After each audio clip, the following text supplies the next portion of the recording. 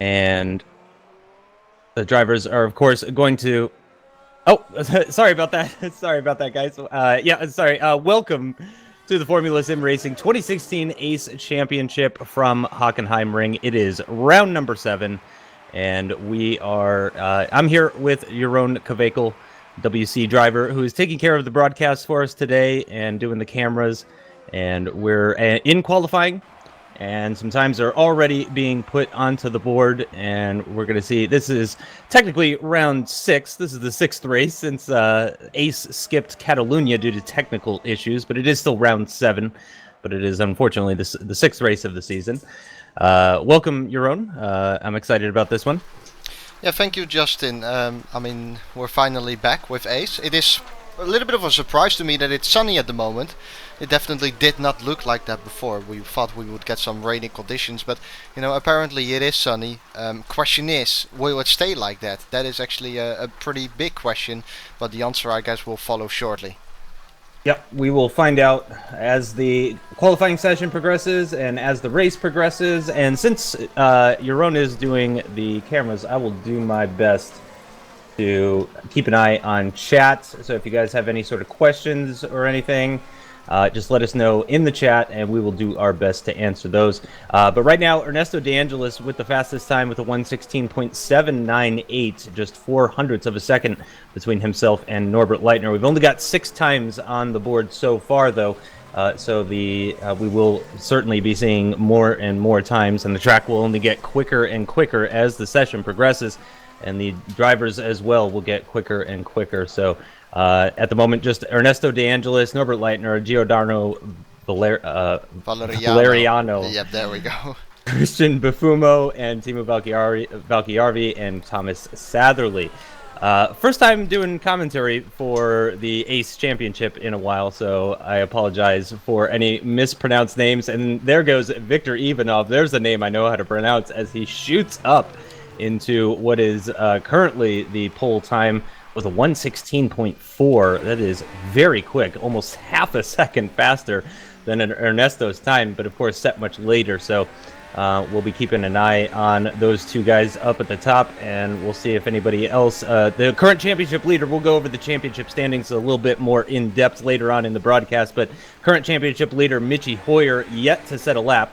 Is he on a lap right now? I do believe he is on flyer. Yes, he definitely started one. I'm currently on board with Paschalis Gerges, who is coming into the final sector at the moment on his first timed run. One thing I would like to ask straight away is if my push to talk is working. So if you can hear me breathing or something while Justin is talking, then please let me know as soon as possible in the comment section, and I'll fix it as soon as possible as well. Paschalis coming around the final couple of corners though, around this rather technical final section of the Hockenheim track. I'm sure we will talk about it a little bit later, more in depth on it. And Paschalis does a 1:16.5, Justin. Yeah, not good enough to knock Victor Ivanov off of the current pole time, but it is good enough for the front row as it stands right now. Ernesto has put in a second lap time, though, and did get a little bit closer to Victor, putting in a 1:16.673. That's going to put him within 0.3 of Victor Ivanov and keep him in third place as well, because Norbert Leitner, I believe, improved on his time as well, less than half a second off of Victor's time. Giordano as well. Valeriano currently less than half a second as well off of Victor's time. So we've still got a number of drivers that have yet to set a time, though. It appears Daniel Brewer and Sander Callas are having some issues setting a time, actually, as they're both already done more than 3 laps. So the way, in case anybody is new, the qualifying system, you have 12 laps in order to set your best possible time for this qualifying session. Let me know, and that is including in laps and out laps. So if you cross the line at the end of your time lap and then teleport back to the garage, that is going to count as an out lap, and you'll head back to the pits. Michi Hoyer puts in his first flying lap time of a 1:16.738.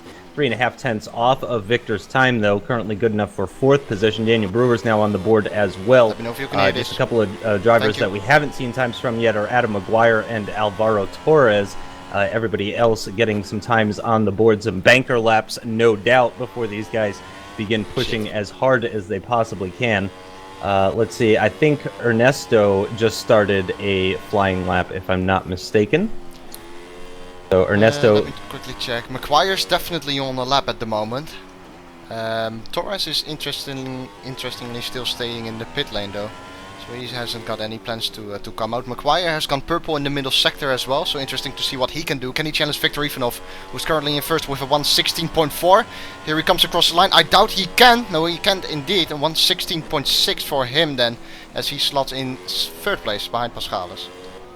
Yep, in between Pash and Ernesto. So Adam McGuire was in the WC race last time out in Austria, taking the place of either yourself or Kuba, but he did a great job coming in. I forget who was the other guy that replaced you guys last time in WC. Well, actually, the person who's currently on your screen, I can't number remember 7. now. Both guys. It was Daniel Brewer who's currently Daniel Brewer. That's right. Yep. Both those guys doing a fantastic job and replacing yourself and Kuba for the WC race last time. George Winter in the chat saying 0% chance of rain, unfortunately. So that is very unfortunate. I think everybody was maybe looking forward to seeing a little bit of rain. It's maybe not an entirely rained out race, but you know, some changeable conditions can make things very exciting, as we found out in the F1 race at Monaco just the other week. So that would have been nice, but that's all right. I'm sure we will get a thrilling race regardless of the amount of precipitation in the air. And again, drivers putting some times in: Alvaro Torres, Ruud Hesterbeek, Christoph Schoer, and Andrew Toussaint still yet to set any times, but they've still got some time. Just under 10 minutes remaining in this session. Ernesto De Angelis, actually, and Sander Collis have both set 3 lap times now, or I think Ernesto is on his 3rd one right now. Yeah, I believe Ernesto might be on his 3rd one. He seems to be going very slowly at the moment, though. But Pash, Paschalis, and Adam McGuire, for example, they've only set 1 flying lap time so far, so they've got plenty of opportunities, at least 3 opportunities, to try and improve their qualifying position if they can. But Victor Ivanov still holding on to that provisional pole position with the 1:16.394, proving a very difficult time for these drivers to beat. Yeah, maybe Daniel Brewer can beat it. I'm currently on board with him. He's already though on his 8th, so to say, lap out of 12, which would be his 3rd timed lap, I would say. Yeah. If I can count, which is sometimes a bit of a struggle. Comes around the final corner though, but he is not up on his personal best time. He is in fact a 10th down on that personal best time. So whether this will be an improvement is a little bit of a question. The answer will follow very, very shortly as he crosses the line right now, and he does improve with a good final sector then in the end, and that definitely gained him quite a bit of time, moving himself up into 3rd right now. Yeah, just above his teammate Adam McGuire. So currently it's an OFR row 2 as things stand right now. The 2 teammates occupying 3rd and 4th position, but still not quite good enough to overtake Victor or Paschalis. And Ernesto is done. Ernesto just spun and he is done. Yeah, Ernesto is done. So that time of a 1:16.673, that is going to be his final time. So 5th is the best that he can possibly hope for at this moment in time. And it looks like Pash is getting ready to do a flying lap as well, getting some heat into those soft compound tires. It is the soft and medium compound tires for this weekend's racing for all of the divisions, of course, for Pro, Ace, and WC. And of course, as per usual, Formula Sim Racing is sponsored by Thrustmaster. And big thanks to those guys. And Pash now beginning his 2nd timed lap. He's within a 10th of Victor Ivanov on his 1st attempt, whereas Victor had 2 attempts to get that 1:16.394. So certainly I would say pole position is not determined just yet. Yeah, coming around the hairpin over here, right, very important to pick the right brake marker there. Slam on the brakes. He misses the apex a little bit, but you can do that, to be honest. You can say a little bit farewell to the apex of the hairpin there. Once you brake late and carry a good amount of speed on the exit, it's fine really. He's lining himself up then for the next corner.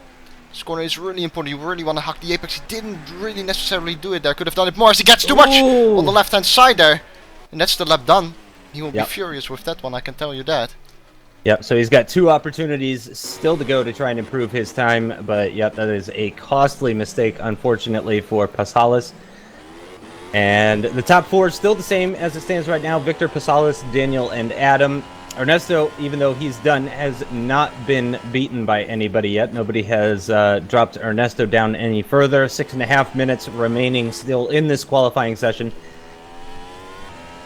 from Hockenheimring. Fantastic circuit. Jeroen, what do you prefer, Hockenheim or Nürburgring? Ooh, that's a really, really tough question. Looking at Norbert Leiner, by the way, right now. I really don't know, actually. It's, you know what I like, actually? It's just switching between the two rounds year after year or so. I think that's the best thing for me, because they both have quite a nice flow for me. Yeah, and it keeps it fresh as well, of course. But they both feel like having a nice flow. I would find it boring, though, if you would go to Hockenheim, for example, 10 years after each other, you know, straight after each other. And that's why I like the variation a little bit over there, as Norbert Leiner is half a 10 up on himself at the end of the second sector. I think Pascalis is currently on an outlap, Justin, if you could just check that. Yes, I believe so. Leitner is currently on his final lap. Let's see what he can do. He sets a 1:16.7. Stays in 9th position. On board with Ivanov, another attempt for him then. Oh, Alvaro Torres shoots up to second position. I'm sorry if you said that already, but Alvaro Torres with a very quick time, the first person to get within a 10th of Victor's time, and that was only his second flying lap. He's got 2 attempts still to go. As Pash rounds the final corner and towards the finish line, what's it going to be for Passalis? He does not improve. He's going to stick with that 1:16.538. Yeah, and I doubt Victor is going to improve. He's in the final sector at the moment, already 700ths of a second down on himself. But didn't really have a really nice right-hander there at the start of the first sector. It's a rather important corner, though. Same for these final 2 corners. In the race, these 2 corners are very, very important to get right, as Ivanov had a big oversteer moment on the exit of the final corner there, and he indeed doesn't improve. No, I don't see any smoke coming from that engine. Okay. I was seeing some smoke from Victor, but that could just be. Pascalis is up. And yep, he's making his way through sector 2 is Passalis Gergis. And on the run down towards the Mobile 1 curve, very high speed right-hander. He's quicker, 800ths of a second only. But it's something, it's all about his final sector as well. It's so crucial in terms of lap time, especially those final 2 corners. You really want to nail those, as Pascalis had some oversteer there, not really getting the best traction out of the hairpin. 2 more corners to go for him, 1 more corner to go, takes the inside curves nicely there. Uses the exit curve as well. Can he improve? He does improve, he does. Not enough. He has another attempt though, he can still go for it. Yep, he pips Alvaro Torres for second position, but yeah, unfortunately not quite enough to get into Victor Ivanov's territory. Victor so far the only one to get below a 1:16.4. Pash is by far the closest person though, with just 4/100ths of a second separating them, and then another 4/100ths back to Alvaro Torres, and then just over a 10th down to Daniel Brewer and Adam Maguire, both of whom. Adam Maguire just left the pit, so he's going to do his final lap pretty soon here. He's on the outlap right now. Torres in the middle sector, not able to improve in the first one. But it does seem like Torres keeps it pretty tighty over here. It could be, it could look a little bit slow, but usually it's actually quite fast. Indeed, it was an improvement for Torres. He is still up though, slightly, or sorry, down rather. 200ths of a second, and once again it's all depending on this final sector. He hugs the apex so nicely that the front end really, it looked like the front end turned a little bit more than he would have liked. In fact, very aggressive there through that chicane. 2 more corners to go for Torres. This is a really smooth line. Early on the power as well, but I don't think it's an improvement. No, it's not indeed. No, not an improvement, unfortunately, for Alvaro. He does have 1 attempt still to go, though, so it's not over for him just yet. Ernesto is done, Norbert Leitner is done, Sander Kallas is done, Thomas Satherley is done, Timo Velki-Järvi is done, Ruud Heesterbeek is done as well. Those are the drivers that have already set all of their possible times. coming out of the pits and preparing to do his final timed run. I believe Victor is on an out lap right now. Definitely, yeah. Yep. He is going to do another one very shortly, though. Needs to make sure that his brakes are up to temperature, that his tires are up to temperature, and then he can give it his all one more time. This is his final attempt. Remember, Justin, how many minutes left in the session? Yeah, just a minute and 17 seconds still to go in this session, so he will have just enough time, certainly, to get that lap in. Yeah, and this is really crunch time. It definitely crunch time is. For the drivers. Ooh, misses the apex there slightly. That's gonna cost time. I doubt this will be an improvement in the first sector. If it is, I will be shocked. I'm shocked. Here is wide open for Ivanov over here. It was indeed an improvement in that first sector. It didn't look like it at all, to be honest. I thought he could have nailed the second turn a bit better there. But anyway, it's the way it is. Slowing it down for the hairpin. Very stable car on the braking there. It didn't really step out, but he got so much understeer through the hairpin. That was unbelievable, to be honest. He went very wide at the exit. Take us through the next of the rest of the laps. See if he can still improve, though. Yeah, making his way into turn 8, and then a difficult turn 9 as well. Can be difficult to get the power down. Then short run down towards turn 11, the Mobile 1 curve that I spoke of earlier. Very high speed right-hand corner as you just chuck the car in and hope that that downforce is going to keep it planted. Making his way down towards the cambered turn number 12 as well. You could carry a little bit more speed than you would think into that corner because of that camber, and then through the chicane into the penultimate corner. Again, very important to get a good line through there. A bit of oversteer there is what I saw anyway. Yeah, and he makes his way through, and it doesn't look like it's going to be improvement for Victor Ivanov, and it is not. So the 1:16.394 that he set earlier in the qualifying session is going to be the current best time, and I don't know. Nope, it doesn't look like. Or is Alvaro? Is it? I think Alvaro's out on a lap right now. Alvaro is as well. Daniel Brewer so as well. He comes around the final corner, but I doubt it will be an improvement for him. So it's really crazy to see these drivers not being able to improve really towards the end of the session again. Alvaro Torres here as well, 1.5 tenths down. I don't think Torres will be able to do it himself either. Very surprising. Very surprising. It seems like the majority of these laps were actually set earlier in the session rather than later in the session. Possibly a number of these drivers actually qualifying based on their banker lap rather than their pushing laps. But that is going to do it. Paschalis must have made a mistake as well. I'm going to quickly check the replay of that actually.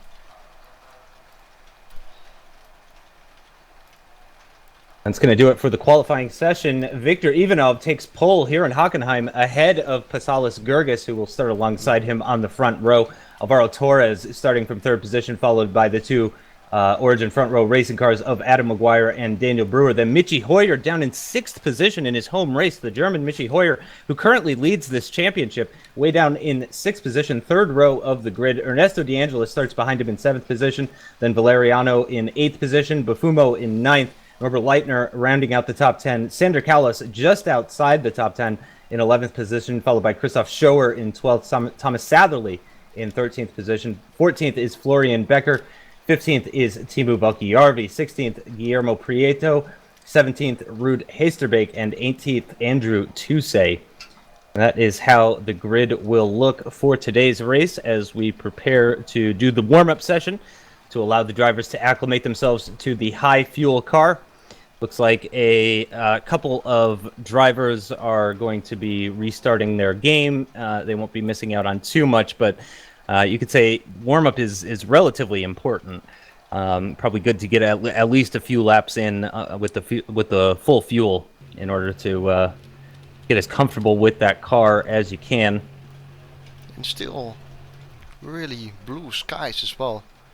A few clouds maybe here and there, but not a lot at all, as we are indeed preparing ourselves for the warm-up then.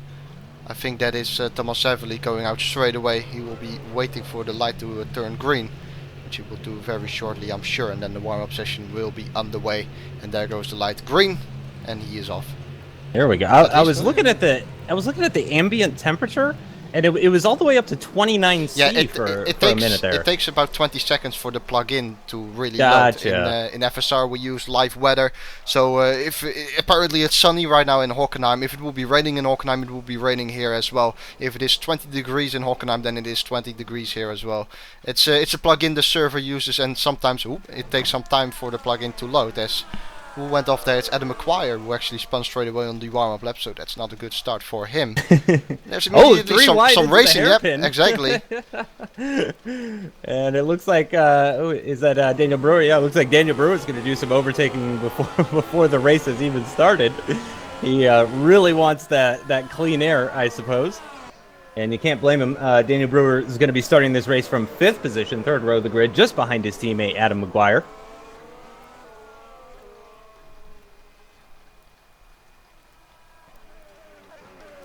And I'm looking forward to see what Mitchie Hoyer can do as well from that 6th place he will be in. Championship leader, you would expect quite something from him, especially around his home track. But I guess, Justin, it is time for some advertisements, don't you think? Yep, Justin definitely agrees. Absolutely. Yeah, go ahead. So let's run some advertisements then, and we will be back shortly. Grab your popcorn and make yourself ready.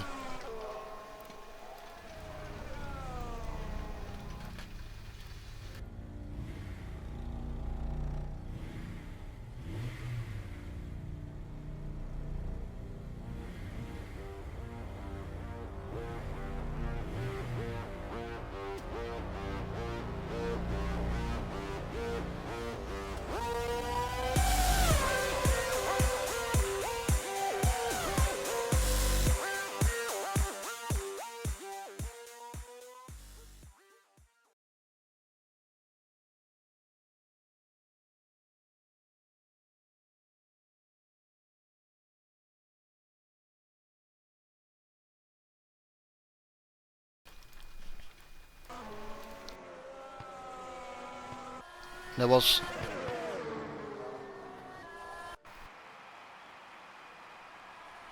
Okay. So we're doing the standings now? Go ahead. Okay. So yeah, currently in the Drivers' Championship, Mitchie Hoyer is absolutely dominating. 112 points after just 5 races. That is 3 race wins, a 2nd and a 3rd. So Mitchie Hoyer has not finished off of the podium so far this season. Again, Ace missed out on Catalunya. So even though this is round 7, we've only had 5 races. Alvaro Torres currently in 2nd position in the championship with 58 points, and that's only with 3 races scoring as well. Pasalis Gergis in 3rd position with 57 points, just 1 point adrift of Torres. And then comes Giordano Valeriano in 4th position with 52 points, not far behind the 2 guys ahead of him. Robert Leitner in 5th position with 49 points. Ruud Heesterbeek with 41. Mike Partington with 38. Then comes Timu Valkjärvi, Ernesto De Angelis, Thomas Satherley, Christoph Schoer, Danny van der Neet, Christian Bufumo, Giuseppe Lino, Daniel Brewer, and Adam McGuire. Oh man, it's been a tough season for them so far. I'm sure they're looking to improve on that though today.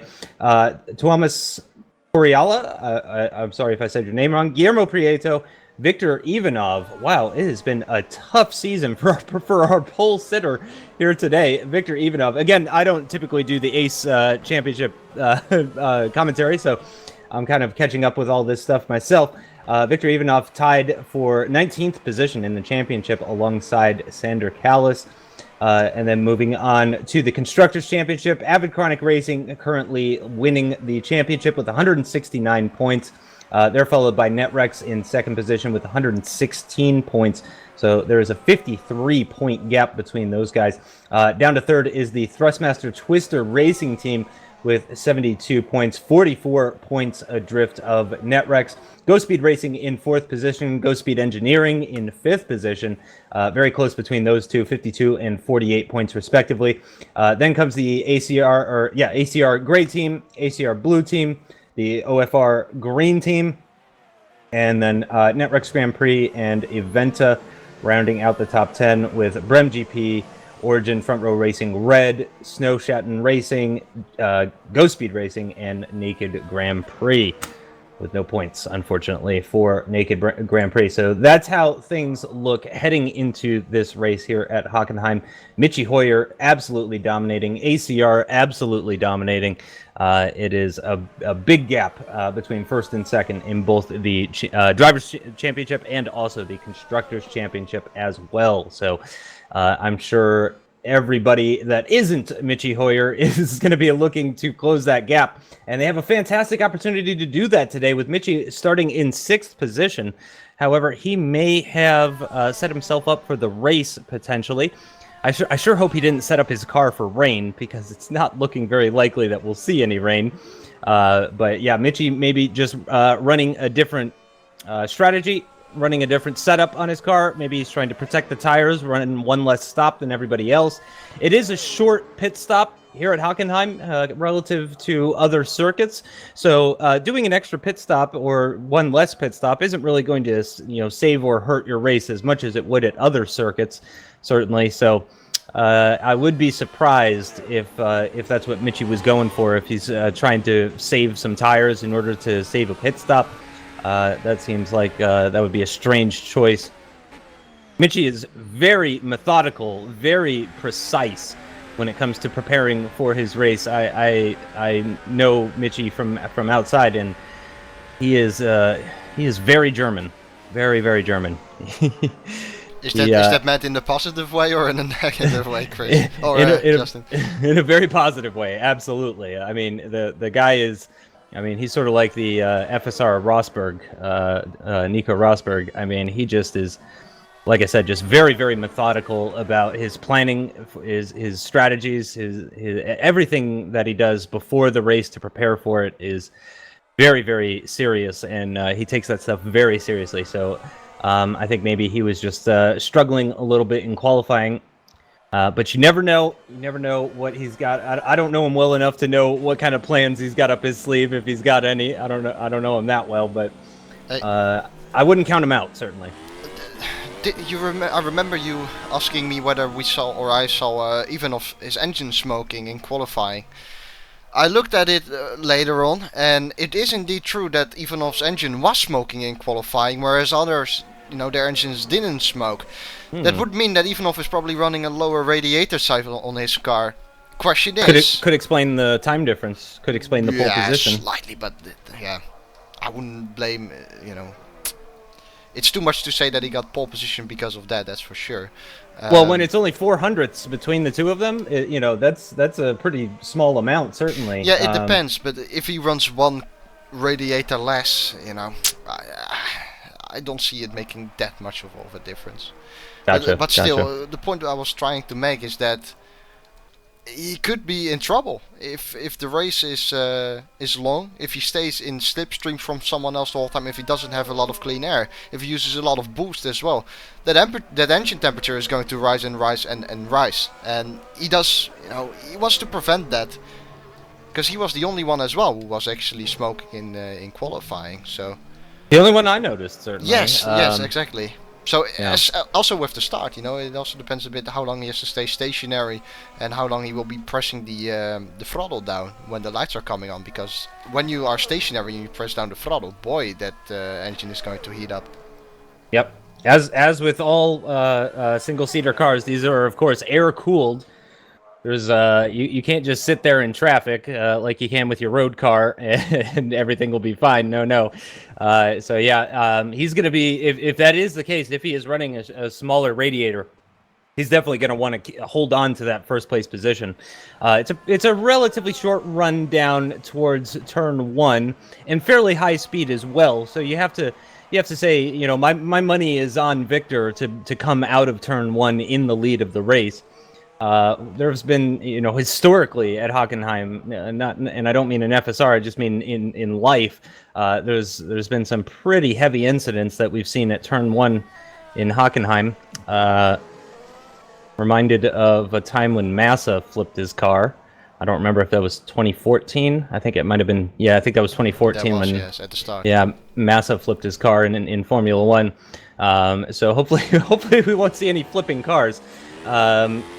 And I mean that literally flipping, not the other kind of way. But yeah, we've coming to the end now of this warm-up session.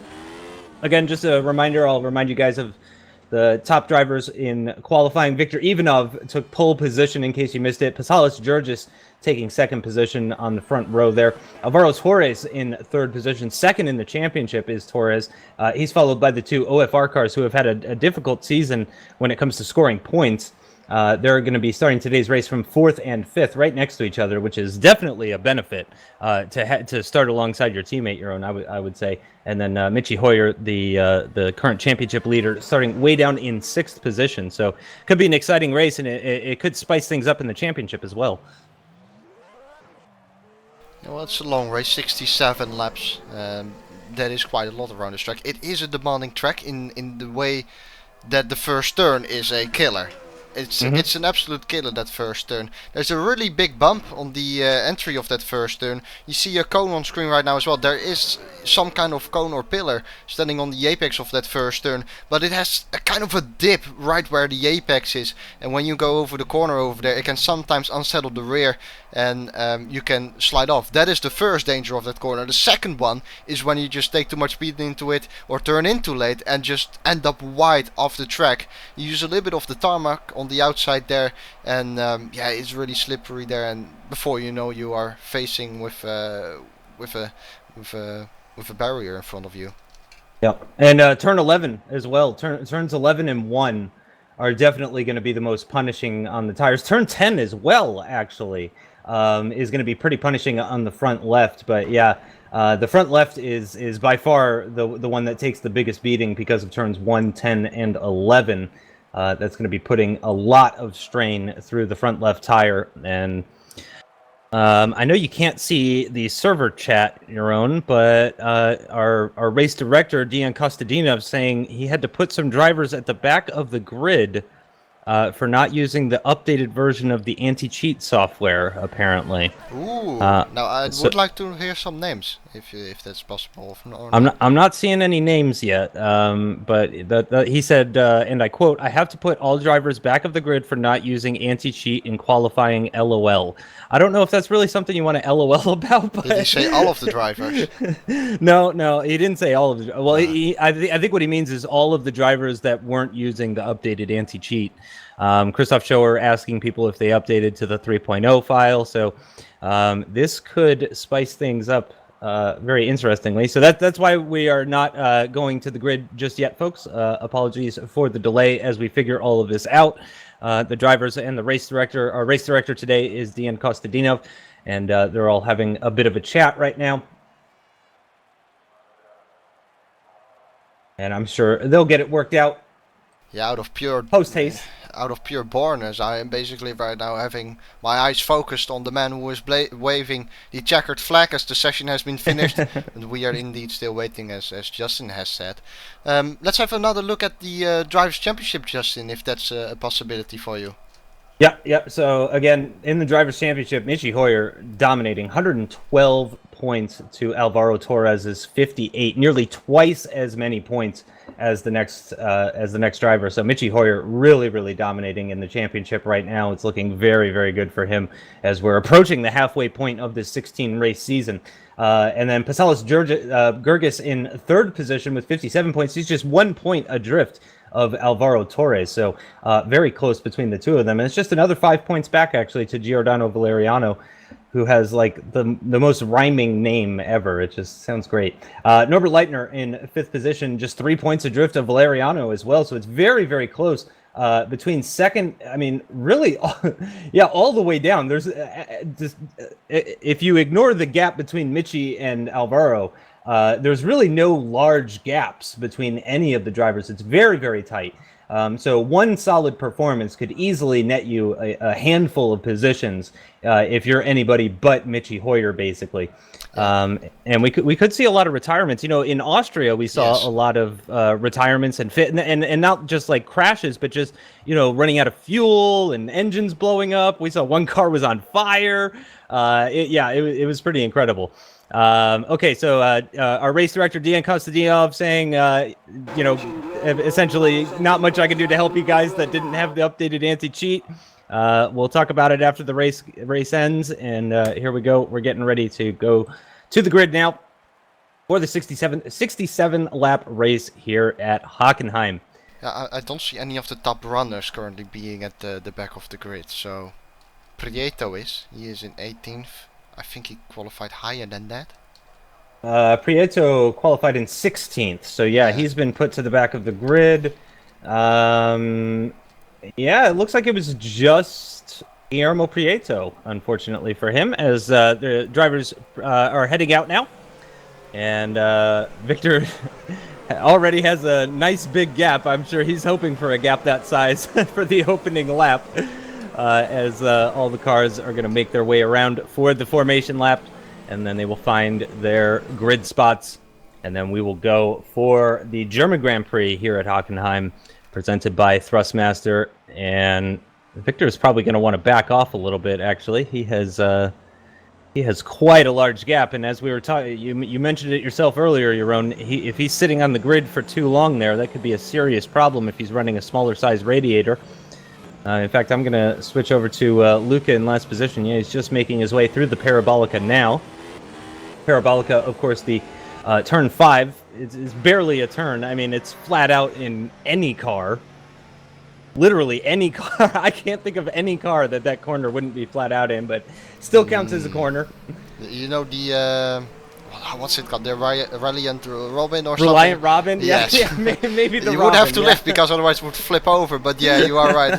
A normal car would be able to go flat out through there, I would say. Yep. Just about any car. That is, but yeah, that's turn 5, the Parabolica. And then we've got, of course, turn 6, the hairpin, and then the kink at turn 7, which I believe is flat out for these drivers, even on full fuel. Correct me if I'm wrong on that, Jeroen. Sorry, say again, please. The turn 7 after the hairpin, that's flat out even on full fuel, right? Yeah. No. No. That right hand there? Yeah, the No, little tiny kink right-hander. Really interesting. Oh wait, yes. Oh, okay. I thought you meant another corner. Sorry, yeah, it is flat out. Yeah, definitely. Okay, gotcha. If it is raining, then it may not be flat out. But again, it seems like blue skies at the moment. Yep. No massive threat of rain as the drivers are getting to the grid now.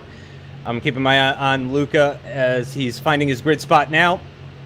There he goes, pulling up, and we prepare to go racing here in Germany at the Hockenheim Ring. It's round number 7, Formula SimRacing ACE Championship, brought to you by Thrustmaster. And there they go, and it looks like a good start for Victor Ivanov. Pasalis Gergis is alongside. Is he going to be able to take the position? He does. Pash shoots up the inside at turn number 1, takes the lead of this race. Victor Ivanov as well is coming under pressure from Alvaro Torres, who's going to have the inside line for turn number 2. Can Victor hang it around the outside? No, he can't. He loses 2 positions at the start. He's got the OFR cars right behind him now in 4th and 5th position. And with a great slipstream, Daniel Brewer is now going to be pressuring Victor Ivanov with the inside line heading into the hairpin on lap number 1 here. And is he going to be able to take that position off of Victor? He's alongside him. Oh, and Victor turns in. Is he going to... Oh, a little bit of bumping between the two of them. And it looks like Victor is going to get the better exit out of the hairpin. And he will get the inside line for turn number 8. So Victor loses out on a couple of positions. Defends against Daniel Brewer, though, and holds on to 3rd position. But that is not the start that our pole sitter would have wanted, almost certainly.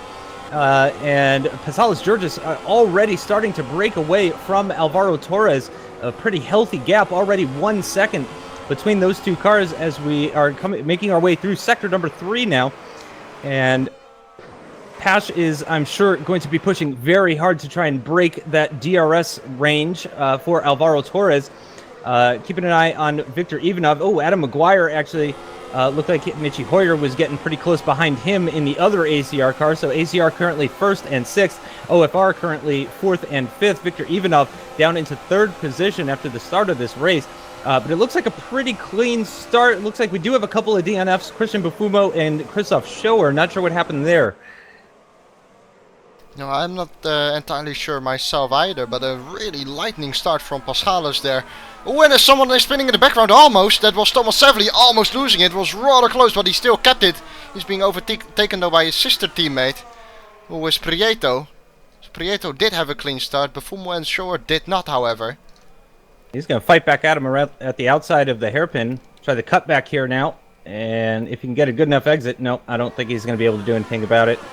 We'll switch back up to the front. Ooh, Ivanov pressuring Torres now. Looks like Torres has a bit of a train forming behind him as Pash's lead continues to extend. 1.5 seconds now is the gap between Pasalis Gergis and Alvaro Torres. And Torres is going to have to be very, very careful. He could come under attack from any one of these drivers. And in fact, will likely come under attack from one of these drivers in the near future if he doesn't step on it a little bit. It's just 0.4 of a second between himself and Ivanov. And you can rest assured Viktor Ivanov really wants to get back into the lead of this race. And in order to do that, he's got to get past Alvaro Torres if he wants to even think about closing in on Georgis. And making their way through turn number 1 for the second time in this race. And down towards turn number 2, no DRS activated just yet. Just one DRS zone here in Hockenheim.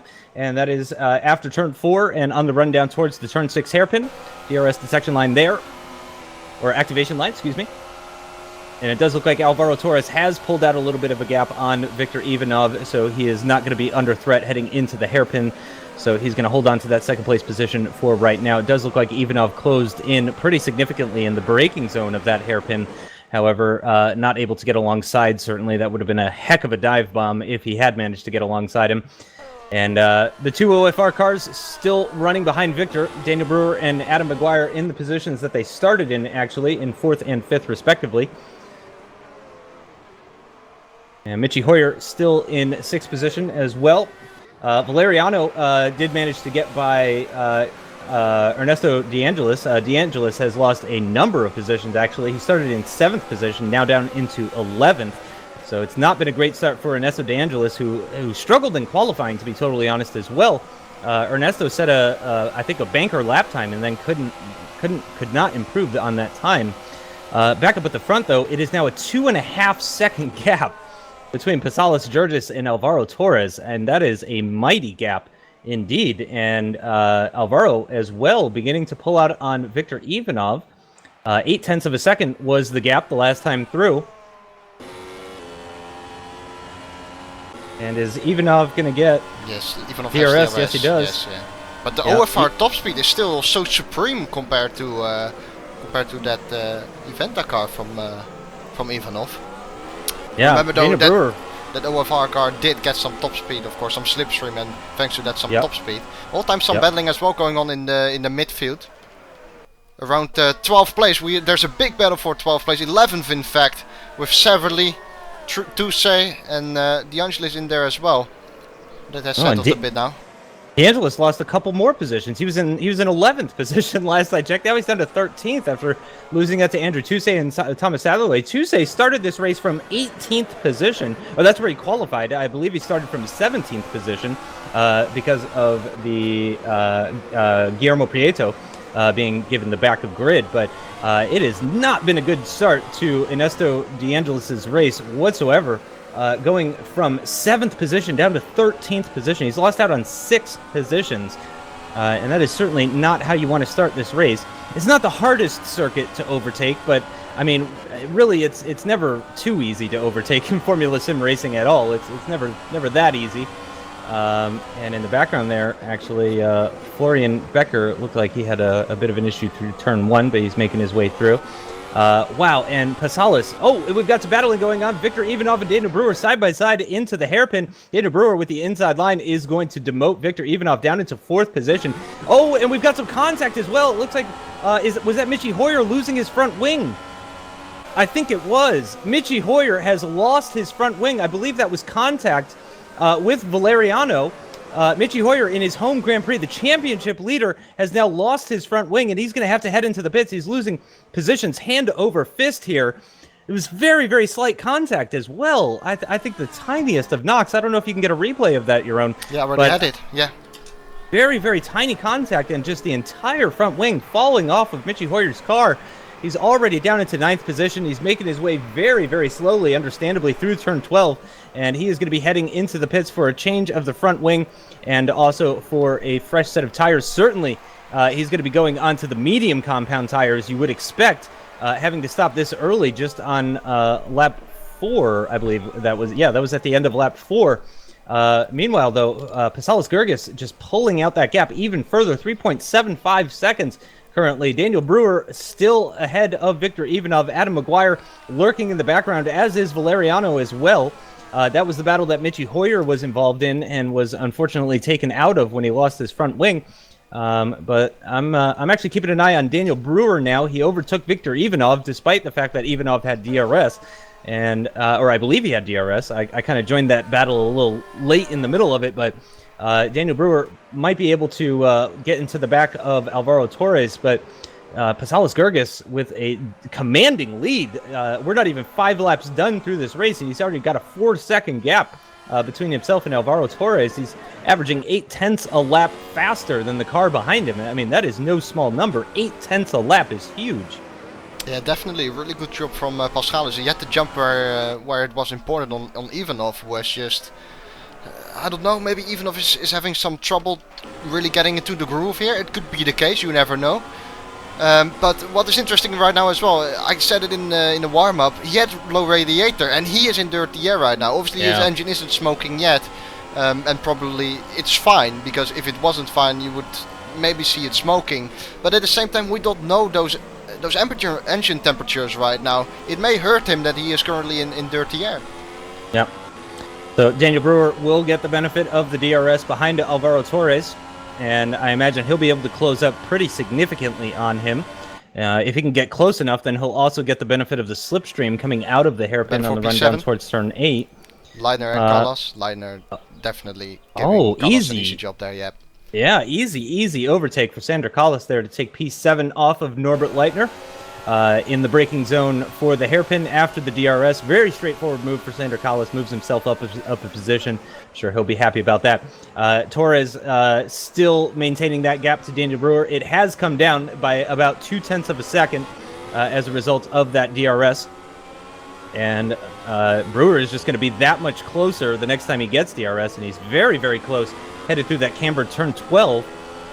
Able to carry a little bit extra speed through there.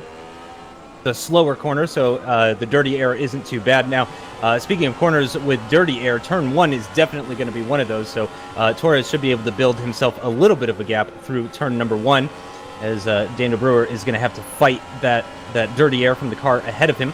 But this is a tight battle from 2nd all the way down to 6th, and then a pretty big gap of about 3 seconds between Valeriano and Callas. But here comes Torres onto the DRS straight. Daniel Brewer right behind him. He's definitely closer than he was last time. I think he's a little bit too far back still. DRS is wide open. He's going to move to the right-hand side.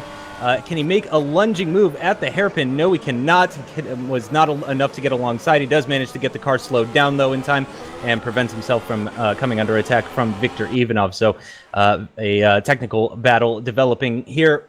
Torres actually, I believe, gaining a little bit through that hairpin, giving himself a little bit extra breathing space between himself and that OFR car that is lurking ever so large in his mirrors on lap number 7 here.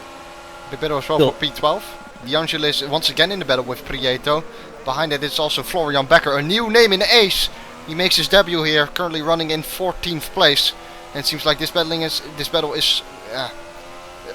you see the dirty air effect there. I mean, that's it. You just come through some tight corners and immediately you lose a couple of tenths, so that battle is gone.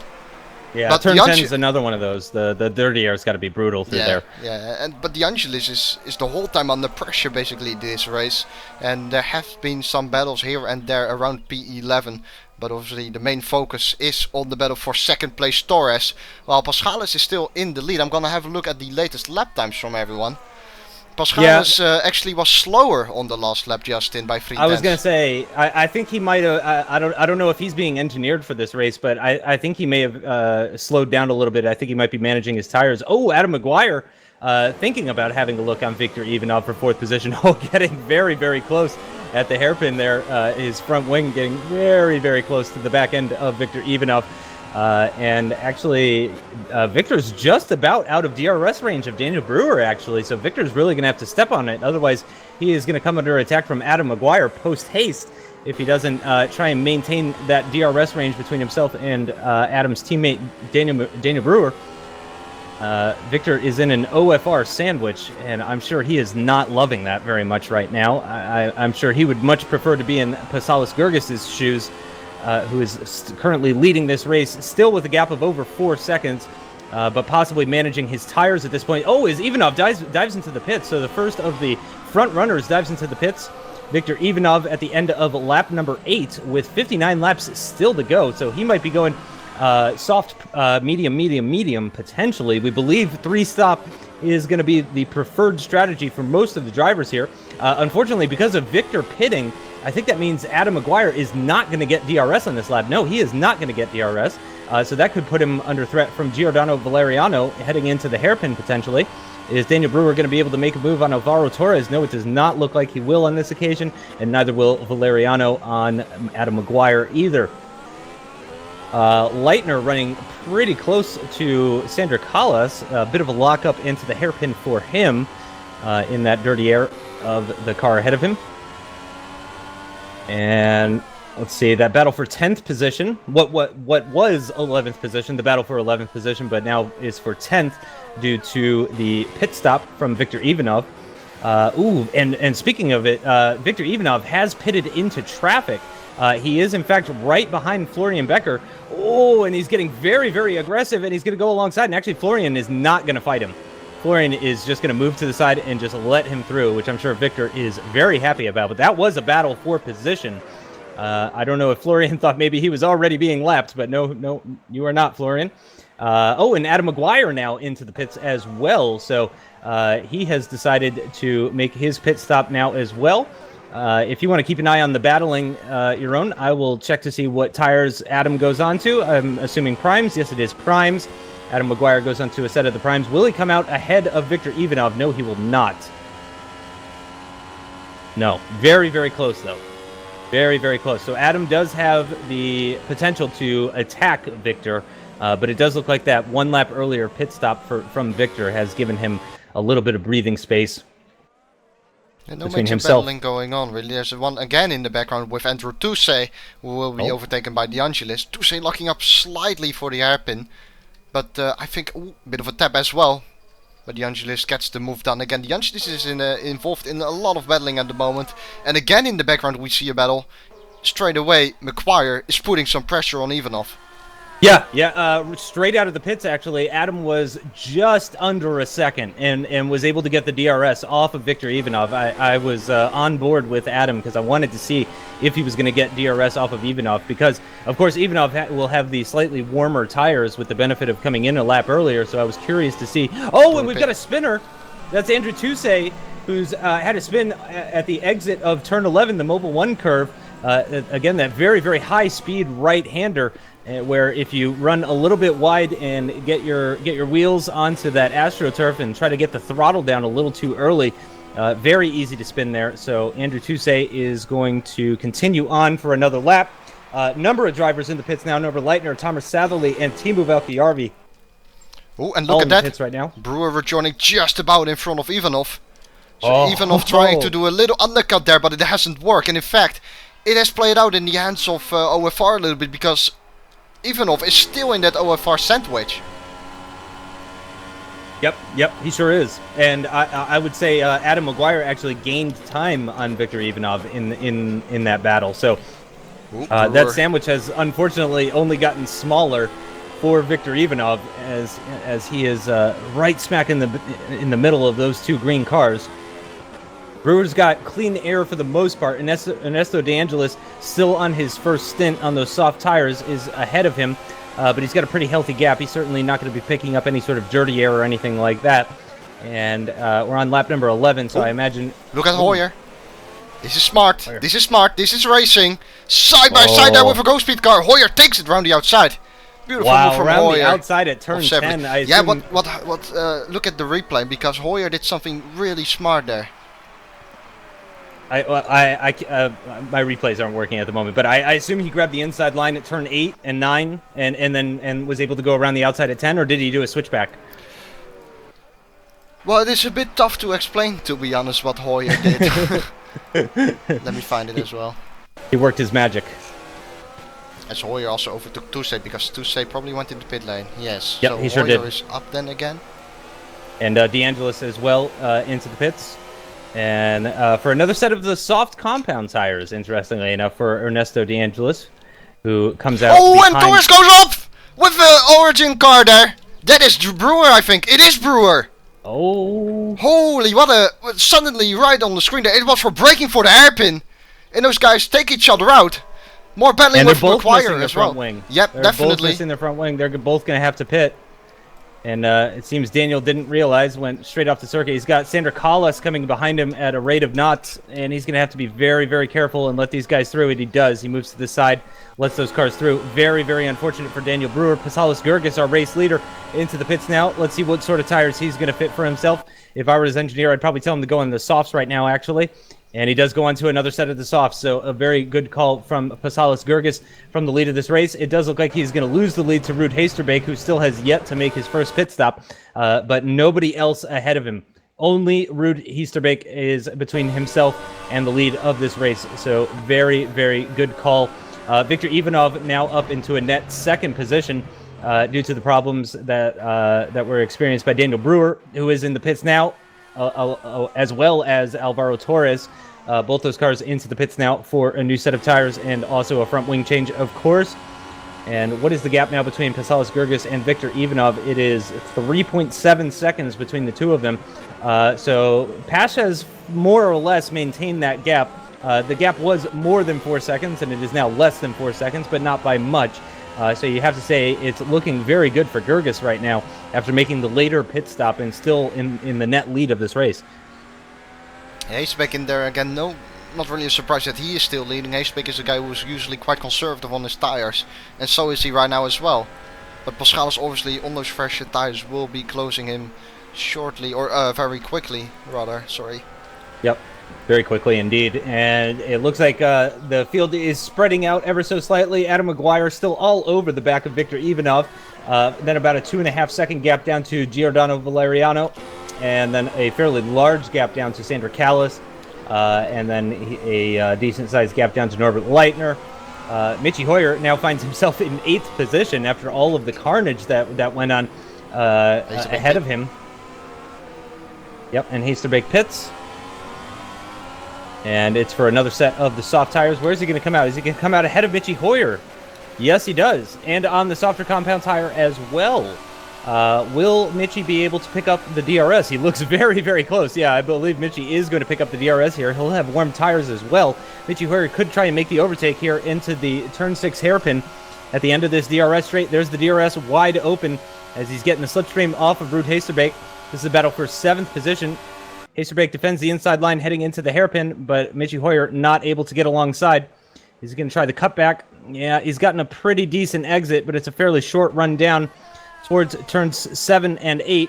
And yeah, I don't think he's going to try it. Is he, though? Oh, he has to think about it. He definitely thought about it, but no, I don't think he could have done that.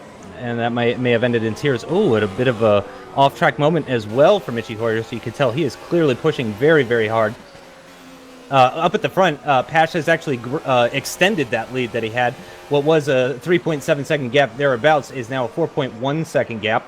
Let's see, as they cross the line, it's now 4.3 seconds, so another 0.2 of a second being pulled out by Pasalis Gergis in the final sector of lap number 14 as we start lap number 15 now. And Adam Maguire is running very, very close to Victor Ivanov. This looks like overtake territory to me, just about. It's a very long run down towards the hairpin. Ooh.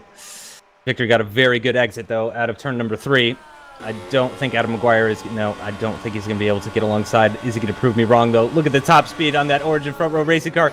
Moves to the inside at turn number 6 at the hairpin side by side. The two cars, possibly some contact as well. Victor Ivanov with the better exit, it seems. No, they're still side by side, an equal exit. Adam Maguire will get the inside line for this corner, but then he'll have to go around the outside at turn number 8. Can he do it? If he can, he'll get the inside line for turn number 9.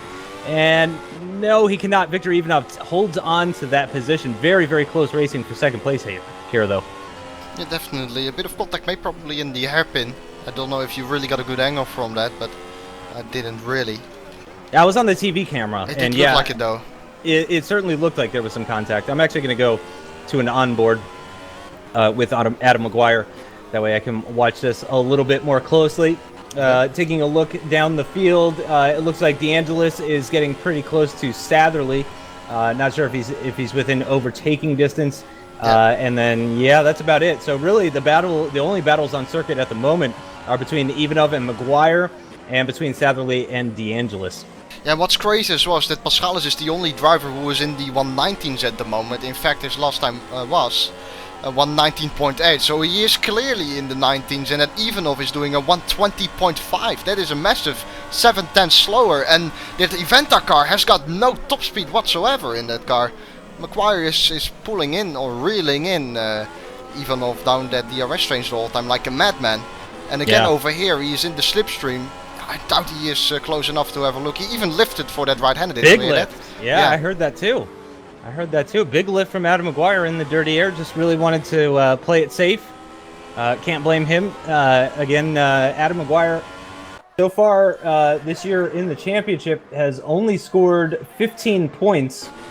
And all 15 of those points coming from Canada, has not scored in any other race so far this season. So it would be very, very important for not just Adam Maguire, but also for the Origin Front Row Racing team to consolidate this position. You know, it would be great if he could get second place. I don't know if he's within a shot to get first, though, at this point. Still lots of racing left to go, though. We still got 50 laps in this race. It is, of course, a shorter lap time compared to some of the other circuits that we race at. It looked like Adam Maguire lost a bit of time through turn 1, but Victor Ivanov missing his apex for turn 2. Adam struggling to get the power down out of turn 2, and he looks a little bit closer this time. DRS open now in the slipstream of Victor Ivanov ahead of him. He's getting very, very close. Look at the rate of speed that he's closing up on him, and he moves to the inside line, but Victor a little bit later on the brakes. Leaves him room at the entrance of the corner, but then shuts the door as he knew Adam was not alongside of him. So good, clean racing from both of those guys. Here we go. He's gonna do it now. No. He doesn't have the balls to take it flat out there. He just... Yep. But that is smart as well. You know, he wants to wait a little bit. He knows his chances down in the hairpin. If he gets a good first sector, if he gets a nice first turn, nice second turn, good exit out of the third turn, he can have him. He certainly can, because that Eventa is slow as crap in a straight line. Yeah. Adam definitely has the advantage, and I don't just mean because of the DRS and the slipstream, but it does seem that the Origin front row car is set up a little bit better for the straights in comparison to the Aventa SimRacing car. So here we are, coming to the end of the lap. Looking at the replay at the moment, apparently Prieto has spun round. Ooh, he won. Ooh. Prieto, a couple of laps ago he spun round, making some contact on the exit. Back live though. We want to see Adam Maguire. Yeah, here we go. Into turn 2. A bit of a lockup for Victor Ivanov. Adam Maguire closing up massively. Gets a great exit out of the corner. Much better than last lap. He's definitely closer than he has been in the past. DRS open now. He's in the slipstream. Is Victor Ivanov going to defend the inside line heading into the hairpin? It looks like he will not. Adam Maguire is going to get the inside line into the hairpin now. Under braking side by side into the hairpin. And Maguire looks like he's just about got it done. I'm going to switch to an off-board camera. Yep, he's got the position done. Victor Ivanov very, very close.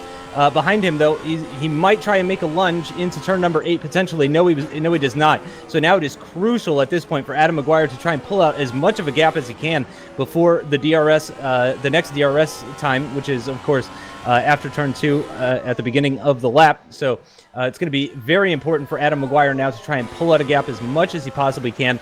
Meanwhile, Paschalis Gergis 6 seconds up the road as it stands right now, so it's looking very good for Pash at the moment, as it has all race long. I mean, there has been no point in time where things have not been looking fantastic for Paschalis Gergis after starting on the front row of the grid and overtaking Victor Ivanov into turn number 1. He has just broken away from the rest of the pack. Speaking of breaking away, Adam Maguire looks like he's breaking away from Victor Ivanov. That is a very large gap as they head into turn number 2 now.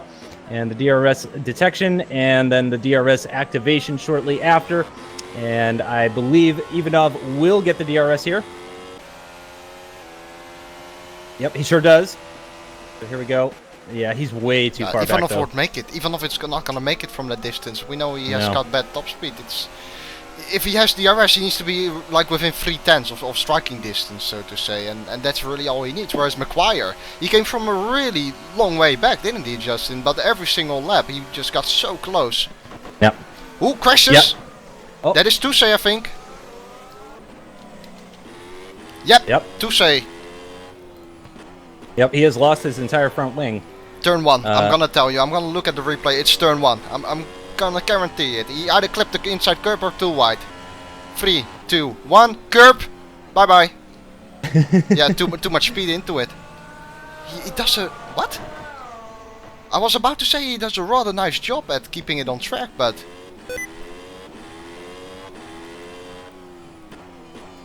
really weird.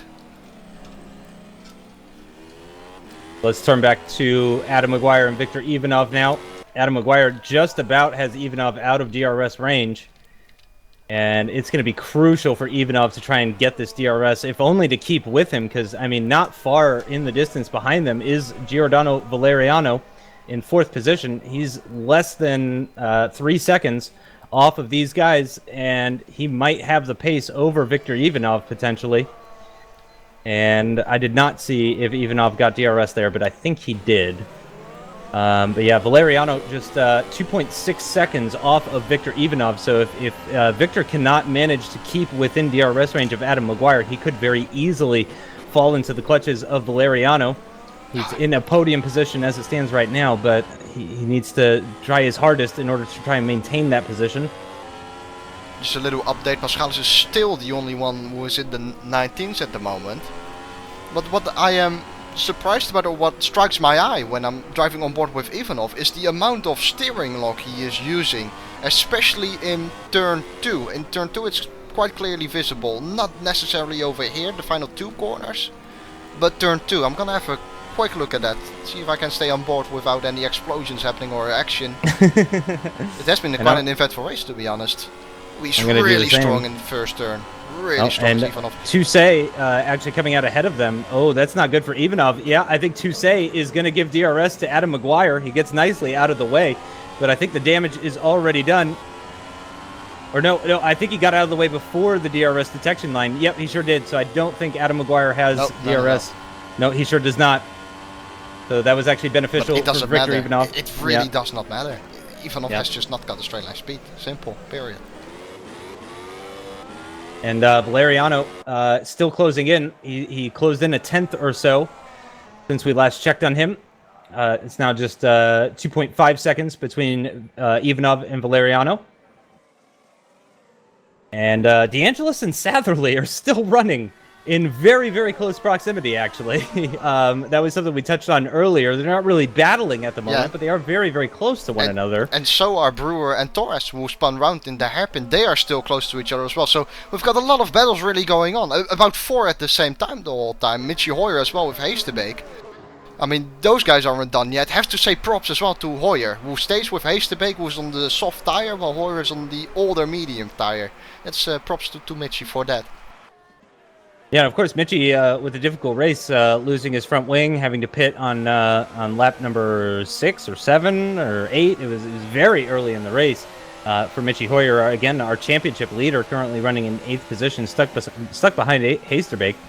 But yeah, as you mentioned, Daniel Brewer and Alvaro Torres as well, currently having a bit of a scrap as well. No side-by-side action necessarily from the two of them, but certainly Brewer is within striking distance and pressuring Torres quite a bit. Could be pushing him into a mistake at some point. Paschalis, though, continues to extend his lead. Over 7 seconds now is the gap between himself and Adam Maguire. And Ivanov, who might be running smaller radiators, we talked a bit about that in qualifying, smaller radiator size. He could be in some trouble later on in the race, potentially, if he is, in fact, running a smaller radiator. 22 degrees ambient temperature at the Hockenheim circuit today. Still looks like blue skies as well. I've been neglecting the chat. Let me see what you guys are saying. Ivanov pitting then, he comes in, nicely slowing it down for the limiter, enabling it nicely as well. Let's see what he goes for. Obviously he's on the medium right now. Interesting that he has made the mediums last for, what is it, 13, 14 laps, something like that. And he goes again on the medium tire. But Ivanov, I think, is really killing his tires, because if you see how much steering lock he is using, it's quite insane. Especially, I'm gonna say it one more time, especially in turn 2. He uses a lot of steering lock. It's almost full lock. Here we go. Let's actually have a look. So fresh tires, mediums, plenty of grip. Yeah, he didn't really do it that time. But obviously, when you have worn tires, Ivanov may be thinking, "Oh, Severly! Oh, there was someone in the background shooting off the track like a rocketeer." keeps it out of the barriers though somehow. Already went wide in the first something turn. between him and DeAngelis. No, I think it was in clean air where Sevely made his mistake. It's probably on the bump of turn 3. 1, 2, 3. Bump. Yep. The bump unsettled it. Wow. He kept it somehow. Yep. Yeah, I'm not seeing any damage on his car. I don't see any weird steering inputs or anything. No. Yeah, so he should be fine to continue, but yeah, he has lost a significant amount of time to Ernesto DeAngelis, who moves up into 9th position now. Car off track. And with a 5-second gap. Oh, and Adam Maguire pits. Adam Maguire into the pits for Origin Front Row Racing. Oh, and Tuesday DNF'd. And let's see what Adam Maguire puts on. It's going to be another set of the medium compound tires, the prime tires. Here comes Ivanov. This will be fun. Oh my gosh, a big moment for Adam Maguire coming out of the pits. Oh, man. And he clearly really wanted to get in front of Victor Ivanov, or at least get within DRS range. Just stepped on the throttle, nearly lost the back end. I don't think he made contact with the barrier or anything, but wow, he very nearly did. Very close. And he is not going to get the DRS, I don't think. Nope, he did not get the DRS off of Victor Ivanov, so excuse me. Unfortunately for Adam Maguire, that is going to lose him out a little bit. But Victor Ivanov has pit behind Michi Hoyer. And Satherley's out of the race. Very unfortunate. Very unfortunate. Maybe he did have some sort of contact or damage that we didn't know, or possibly just frustrated. But Victor Ivanov now stuck behind Michi Hoyer, who is still on his second stint. Yep, Michi pit all the way back on lap 5. Lap 5. So he's done 20 laps on this set of primes. So he's definitely going to be holding up Victor Ivanov unless he goes into the pits. And he does. So never mind. And I'm sure right now Adam Maguire is cursing Michi Hoyer. Why couldn't you just stay in front of him for another lap or two? But Michi comes into the pits almost certainly for a set of the prime tires. You have to imagine after stopping on lap number 5. And it looks like, yes, it is going to be another set of the medium compound tires for Michi. And he's going to come out behind his teammate, Teemu Valkjärvi. Which is good news for him, because if he can close up on Teemu, which you expect he would on the fresh set of rubber, his teammate should get nicely out of the way for him so that he can continue on. Speaking of Teemu, it's been a fairly quiet race. As always, Teemu Valkjärvi. Wow. Looking at that save from Maguire at the exit of the pit lane, but he really nearly lost it. Quite of a miracle that he kept it, really. He did cross the pit exit line. I mean, let's be honest about that. We all saw that. But I don't think he gained any sort of benefit or anything. No, so. But yeah, it's a rule, you know. It's a rule that you don't want to cross the pit exit line. And the penalty for that? You can. I think the first time you do it, you get the warning. So it's praying for Adam that he hasn't done it before. Yep. So Victor Ivanov is maintaining that over 1 second gap to Adam Maguire. It's 1.1 seconds as it stands right now. He is just outside of the DRS range.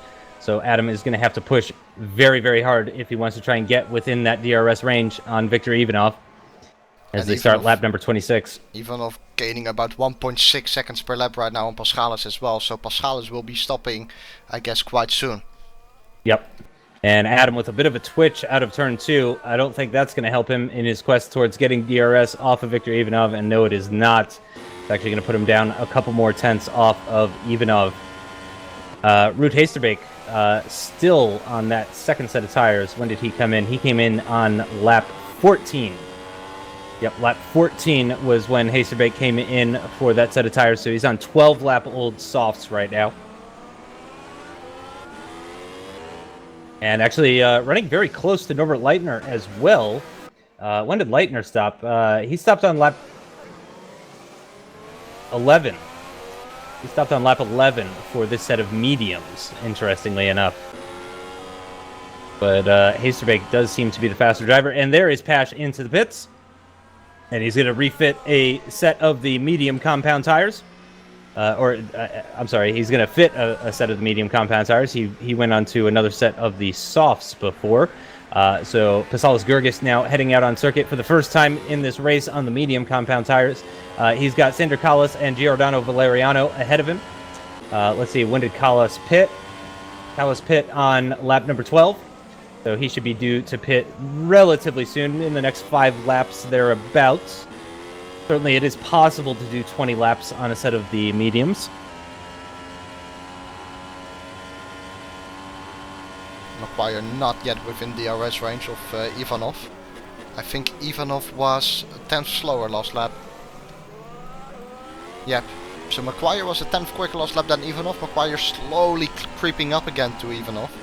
Yeah, after losing out a little bit, I think the gap was up to 1.3. Now it's down to like 1.05. And it's a shame for Brewer and Torres as well that those guys aren't here anymore. I mean, I had a look at that incident again with Brewer and Torres, but they seemed quite close to each other, of course, on the braking, as Timo and Hoyer are having a bit of a scrap. Oh, Hoyer is actually off! Oh, it is not a good weekend for Hoyer at all. What has happened? Oh, where is that? Is that turn 10? I think that looks like turn 10.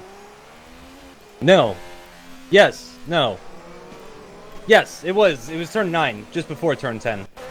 I recognize the enormous runoff area. What happened there? I'm having a... What? That is a massive lag. That is the biggest lag I have seen in the world. What? Or you're having an absolute lag, like the CPU almost exploded on his computer. That is really tough luck for Hoyer. He was in the battle as well. He overtook Timo Valkyarvi. But it's... yeah, he has to do it all over again. It's Hoyer. Really weird to see that. Obviously, sometimes it happens when... it looked like the typical case where the CPU cannot handle the game its request anymore, so to say, and then it just has a big overload. Yeah. And then it did look like that, but that was quite severe as well. You usually see it happening for 2 seconds, but to see it happening for such a long time is quite insane. As De Angelis is quite close to Timo now. Well, you know, for some drivers, the home race can be a blessing. It can be a motivator. A motivator it is anyway, I think, you know. Yeah, but you know, and then for some drivers, the home race is a curse. I mean, you know, Rubens Barrichello comes to mind. I think he struggled to ever even finish a Brazilian Grand Prix. So you know, it can certainly be difficult. Look at P4. Valkyarvi into the pits. Oh, getting very, very close between Ivanov, Maguire, and Hasterbeek. Yeah. As I think, did Maguire just overtake? Yeah, Maguire just overtook Hasterbeek in the middle Ivanov of all as of that. Well. Ivanov as well. Hasterbeek got overtaken by 2 cars in the same down the same straight, but obviously Hasterbeek is yet to stop. He's on a different strategy. Right. So he probably didn't fight that too hard. But nice for Maguire that he can move on, you know.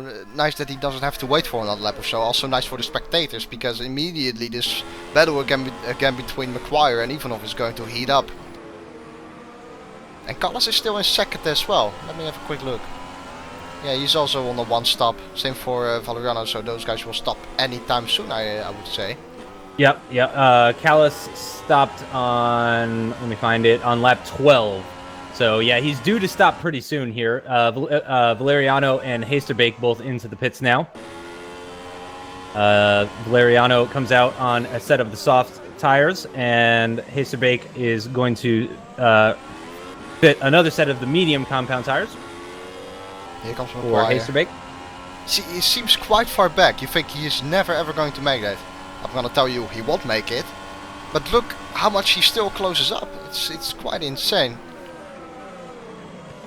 But to be honest, Ivanov, that Eventa car looks like a tank on the braking, and I don't mean that in a negative way. I mean, it just looks so incredibly stable.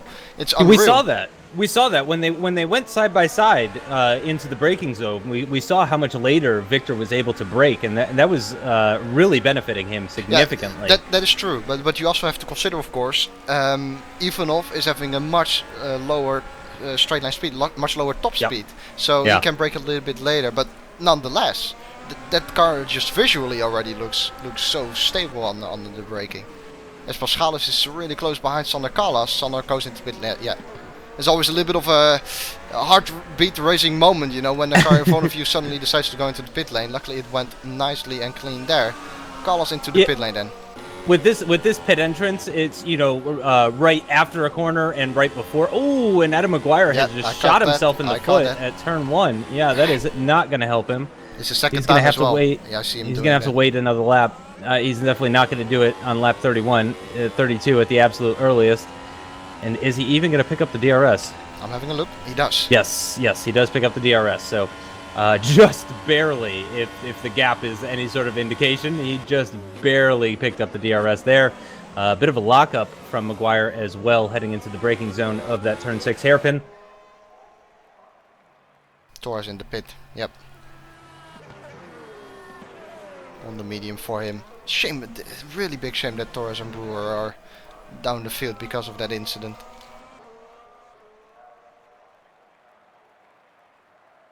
And Pash actually, Pasalis Gergis, sorry to the spectators, I keep calling him Pash, but Pasalis Gergis has actually lost time as a result of all of this. Very interesting.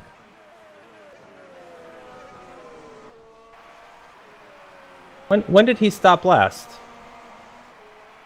Okay, he went longer. Yeah, he went longer on the second stint. He came in on lap number 27. It's true though. Paschalis is he's in the 20s, where he was in the 19s before. Yeah, Gergis stayed out 4 laps later than Ivanov. Ivanov came in on lap 23, Gergis on lap 27. So that explains the difference, the time that was gained by Ivanov and Maguire. Again, I think Maguire a little too far back. Yeah, he was about 7/10 back at the last split. But again, he has, you know, he gets himself a little bit closer each time, and then he gets himself within that striking distance. You know, it's about patience. If he makes a mistake, like we saw at turn 1, I think it was, when you make that kind of mistake, you know, you just got to buckle down, you got to focus, you got to get yourself back into that range. You don't want to rush things. Certainly, this is not going to be doing great things for Maguire's tires, though. I swear I see him lock up into the turn 6 hairpin just about every lap as well. And this is definitely a front-limited circuit, unless you do some crazy things with your setup, I would imagine. So here we go with Adam Maguire through the final corner, running in very close proximity behind Viktor Ivanov.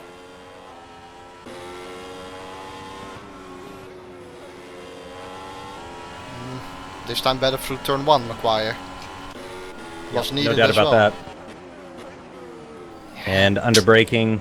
Here we go. This is important now. He has a tighter line than Ivanov, which is smart, because he then moves himself slightly out of the dirty air and can put the power down earlier, because he can straighten up his car a bit better. Here we go. Look at that. It's unbelievable how much he pulls in. He brakes really late as well. That's a brave move, but he won't make it. Wide though. Yep. And Ivanov just takes the position straight back. Maguire is going to get the benefit of the slipstream here, but every time we've seen Maguire in the slipstream of Ivanov, he's never actually made the overtake attempt into turn number 8, and this occasion is no different. Again, taking a slightly different line from Ivanov ahead, slightly tighter line through turns 8 and 9, just again to get himself out of that dirty air, as Jeroen mentioned. And Kalas made an overtake on Leitner. I don't know if you can get a replay of that, but it does look like Sander Kalas made an overtake on Norbert Leitner, possibly just a straightforward DRS overtake probably into the turn 6 hairpin. Yeah, looking at it now, it comes around the third turn. It's already quite close, of course. He opens up the DRS right about now. There we see the DRS coming open. And that's that's OP straight line as well for you. It seems like the DRS is very effective for some cars at least. Daniel Brewer as well, taking 11th position off of Teemu Valkjärvi. I think that was also done in the DRS zone. Definitely also looking at that right now in the DRS. He's a little bit further back than Kalas was on Leitner, but still it is so easy peasy. Here we go on the inside of the hairpin. Outbraking him and easy. Oh, wow. A big Adam Maguire laying down thick lines of rubber coming out of that hairpin. He is destroying his rear tires, just trying to attack Victor Ivanov. He got so close to him at the hairpin just earlier this lap, and then just spun the wheels up out of the. I mean, he left dark rubber strips heading out of the turn 6 hairpin for, I mean, at least 50 meters, just really spinning up those rear tires. Again, it is a front limited circuit rather than a rear limited circuit, but to me, that just shows signs of frustration on Adam Maguire's part. Really just stepping on the throttle and refusing to let go. Pasalis Gurgis maintaining that gap that he's had, meanwhile. I was about to say, he responded a little bit. He's in the 19s now as well. Let's see the last lap time, actually. 19.9, but still Ivanov is doing a bit better with a 19.7, as Carlos does a new fastest lap, a 1:18.9. Of course, Gurgis was on the soft compound tire for his second stint, so that may have kind of flattered his pace potentially, because now that he's on the same compound tire as these other guys, it doesn't quite. Whoa! Adam Maguire again getting very, very close, and again getting wheel spin out of that turn 6 hairpin. Florian Becker headed into the pits. That's going to give Daniel Brewer and Timo Valkyarvi a position, and Alvaro Torres as well, I believe. Yep, there goes Alvaro and Guillermo Prieto as well, actually. So the rookie Florian Becker drops down to last place position. Still in the points, though. Top 15 will score points, as with all FSR races this season. Yeah, the broadcast software said that Florian actually went off the track, but he actually just went straight into the pit, so... I was a bit worried there for the driver who was making his debut. He's still driving though, and that is good for him. Stay strong and keep going. And Maguire 7/10 back. Important to see how the first turn goes. Really smooth. That's it. That's exactly the way you want to take it, Mr. Maguire. And now you want to have a nice second and third turn, of course. Can he make that? Yeah, he reaches out for the apex beautifully. But so did Ivanov. He's too far back for sure. And I think Paschalis is now, starting to feel the pressure a bit from Ivanov. He sees that car getting bigger inside of his mirrors. And behind that is an OFR monster, a green monster, who is eating tires like it's his favorite food. And with 30 laps to go, I could see this one being still a really exciting finish for the lead. Because let's be honest, Paschalis isn't as strong on his medium compound as he probably was on the soft one. Obviously, he was running the second stint on the soft one, like you said, Justin. But but nonetheless, I think Ivanov is showing a better pace here towards the end of the race. I mean, it is possible Gurgis might be trying to extend this stint. I mean, he did stop very, very late. He stopped on lap 27. He's only 9 laps into these tires. Oh, as Victor Ivanov heads into the pits for a earlier pit stop in relation to Adam Maguire and Pasalis Gurgis, of course. And I'm actually going to go and see what kind of tires Victor Ivanov is going to be putting on the car. I would expect a set of the mediums, but he could prove me wrong. Yes, it is another set of the medium compound tires. I don't see him going to the end. I mean, he's going to have to stop again. No. Yeah, and also considering the way he has been driving, it's not like he has had OP tire wear during this race. Not at all. So, yeah. What he could do, though, I think he could go into the softs at the end. Yes, exactly. I think he did like 15 laps in the second stint on medium. Let's say he can do 60 now, okay? So that would mean it would get him to lap 54, if my math is right. And then 13 laps to get at the option, on a lower fuel tank. I mean, why not? Yep. And this will help protect him from being undercut from Adam Maguire as well.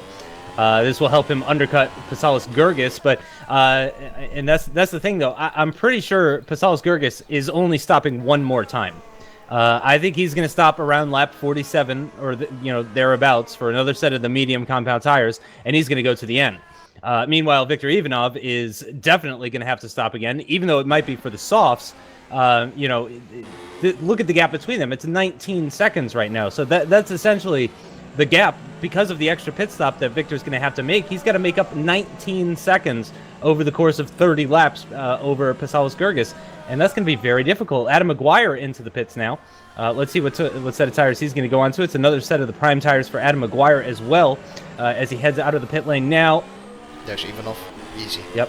Yep. Ivanov with the easy undercut. Oh my gosh, look at the gap that's given him. Wow. And I think, I don't know, when did Maguire pit before this? He pitted on lap 24. Yeah, I mean, he was going to have to stop pretty soon anyway, but I don't know. It might have been beneficial for Adam Maguire to try and stretch that stint and possibly try to essentially make his overtake on Viktor Ivanov off the track. No, Cortana, get away. So, Pasalis Gergis still leading this race. Giordano Valeriano currently in second position. When was his last pit stop?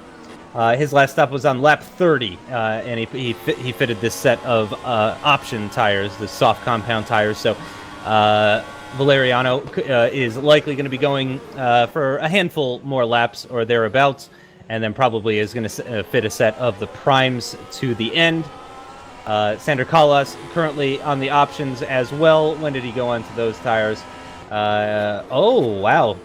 Sander Callas with a very late pit stop. That was lap 31 was when he fitted this set of option tires. So we could see a battle between Callas and Valeriano developing later on in this race.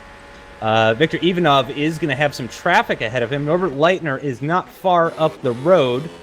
When did Leitner last stop? Looks like on lap 27, and he is currently on a set of the soft tires, though. So actually, for if you're an Ivanov supporter, you should be happy to hear that Leitner is very likely going to be stopping around the time that Ivanov gets close behind him, or thereabouts. If he holds him up, it's not going to be for very long. I'm sure Adam Maguire is praying that Norbert Leitner will hold up Ivanov as much as he possibly can, though. But Gergis is still going strong on those medium tires. I think he may have been. I don't know if he was just struggling on those medium tires or if he was just protecting them, because I think he may have just been protecting them possibly. Because the early pace that we saw from Gergis in the opening laps, I mean, the guy was almost a second a lap faster than everyone else around him. Granted, everyone else was doing battling while he had clear air, but no doubt. Oh, as Leitner pits already. Yeah, this is the time those Ivanov supporters will be happy, and rightly so. Leitner comes into the pit lane then, and what you actually said, Justin, I think it is spot on. Because when you want to do a free stop, like Paschalis is doing today, you do need to save it. And if you don't save it, you have a problem. You're not gonna make it. Simple as that. Yep. Paschalis knows this as well, and you know, he has to just stick to his own strategy, which he is doing nicely now. And he is in the seat to win it. Of course, he will probably be, you know, undercut by both Ivanov and Maguire when he is going to pit. Exactly. But yeah, he when won't they pit, need to pit anymore, and they do, so easy, you know. Exactly. Yep. So, just taking a look at the qualifying results, I'm just going to compare them for you guys. So, Pasalis Gergis, who's currently leading this race, started from second position, took the early lead off of Viktor Ivanov into turn 1 of lap 1. Very clean move up the inside, and has held on to the lead ever since then, more or less. Valeriano actually started this race from down in P8, has not made his stop, so he's pit stop behind Ivanov and Maguire, so he hasn't made his third pit stop yet, but Valeriano up into second as it stands right now from 8th position on the grid. Sander Callas started this race in 11th position up into 3rd as it stands right now. But again, we'll have to stop pretty soon, and that'll drop him behind Ivanov and Maguire. Ivanov started on pole position, currently down in 4th, but essentially a net 2nd position as it stands right now. Maguire started in 4th, down in 5th, but again, that's actually a net 3rd. That's a net 3rd for Adam Maguire right now, so he's actually up a position from where he started. Ruud Heesterbeek started way down in 17th, or qualified in 17th position. I believe he got moved up to 16th position as a result of Prieto being given that back of grid penalty. So he is doing a fantastic job, actually, as Heesterbeek up to 6th from 16th. So he has gained 10 positions in this race. Believe it or not, Mitchie Hoyer, who is currently in 7th, started from 6th. So despite all the crazy issues that Mitchie has had in this race, he's only lost 1 position she's on overall. the inside of Brewer. That's a clean move. Hairpin time. And nicely on the inside there. Good job from Wow. De Angelis. Came from pretty far back, but strong on the brakes. Fresh tires for him. Good move. Yep, De Angelis just stopped a couple laps ago. 2 laps ago, that's easy overtake on Daniel Brewer, who made his last stop on lap 30. Did Daniel Brewer, and he's currently running on the prime tires. So this will take him to about lap 50, give or take, depending on how kind he is on those tires. And then he'll, I don't know, with him stopping around lap 50, you know, he could fit a set of the options, try and extend those out a little bit. He could fit a set of the primes and really push like hell. I mean, he's got options as far as that's concerned. So it could be interesting what happens with Daniel Brewer. Now Warrior's under attack. Oh. Warrior under attack from Leitner. Here we go. Oh, yeah, Leitner. He should get a move in. Very, very close, and he's got the option tires as well, getting the slipstream and the DRS. Oh, yeah, swoops to the right-hand side, inside line for the hairpin, and just breezes by. No, he wait, outbraked himself a little bit. Leitner, what are you doing? Oh, okay, he gets the better traction with the fresher tires. It's not done. It's not. Yeah, Mitchie oil lifts. Okay. There he goes. There he goes. That is the moment when, for a racing driver, the mind is stronger than the feeling, you know? You want to pass as a driver. No way, Mitchie Hoyer wasn't like, I'm just gonna give this place to you. But there was something in his mind, him telling there, no mate, side by side through there, not smart, as I think Valeriano is in the pit. Yep, he sure is. And I assume, is he going to go onto the primes? That's the real question. No. Nope, he goes on to another set of the options. So he's got one more stop still to make, does Valeriano. So that he's going to be very quick right now, though. He's going to be quicker than Adam and Victor. Because of being on those soft compound tires. He does come out behind Haysterbeek, who is a ways down the road. But he is going to be faster than Haysterbeek, and Maguire, and Ivanov, who are all on the prime tires ahead of him. So if Valeriano can get some overtakes done on circuit, then he could still be in the battle for the top 5 here without a doubt. Especially considering Haysterbeek had already stopped a while ago, back on lap 30 was when Haysterbeek stopped. So he's actually due to stop in a handful of laps, give or take. He's actually in a sort of similar position as Daniel Brewer, to where he could possibly go on to another set of the primes at the end of the race and just push like hell, or he could go on to a set of the options and just try and nurse those to the end of the race, potentially. So Brewer is still stuck in 10th place behind De Angelis. De Angelis obviously pulling away on the fresh tires. Question is as well, when is Paschalis going to pit? 21 laps on the medium stint should be doable, right, Justin? So yeah, now maybe this lap, maybe next lap, something like that. Yeah, pretty soon, certainly. Yeah, I'd say within. I mean, unless he's going to try and fit a set of the options at the end. I mean, which is possible if he can stretch the stint out to like lap 50 or so. Then he could put on a set of the options. Of course, with the car being lighter on fuel, some rubber being laid down on circuit. He might be able to edge out, 17 laps on a set of the options. It's tough to say, but I think it goes without saying that, Paschalis Gergis is going to be into the pits in the next 5 laps, give or take. And what is the situation on Valeriano and Haysterbeek? Because those guys are in relatively close proximity. Haven't really shown them much on the broadcast, Valeriano or Haysterbeek, but Haysterbeek is definitely always one of those guys who is quite quiet. Valeriano usually not, but today he has been. So what's the situation on these guys? Definitely seems like Valeriano on the fresher rubber is closing in. What was his last lap time? He hasn't set a lap time since he pit. So we'll have to see, keep an eye on that. Meanwhile, Adam Maguire really starting to fall off of Victor Ivanov. We haven't really talked about that in a little bit, but Adam Maguire now with a nearly 2-second gap to Ivanov up ahead. I don't know if he's maybe trying to extend the stint. Maybe he dropped out of the dirty air intentionally. Because, I mean, the gap that he's got right now, which is just under 2 seconds, is just about where you want to be if you want to follow somebody without destroying your tires. So that could be intentional from Maguire as Hoyer pits at the end of lap 44. So he's got 23 laps still to complete, and you got to imagine that he's going to gamble for the prime tires. Or I don't know if that's a gamble, really. I guess if it was a gamble, it would have been soft, probably. Right, yeah. No, So but he's playing the safe game, well, of course. Yeah.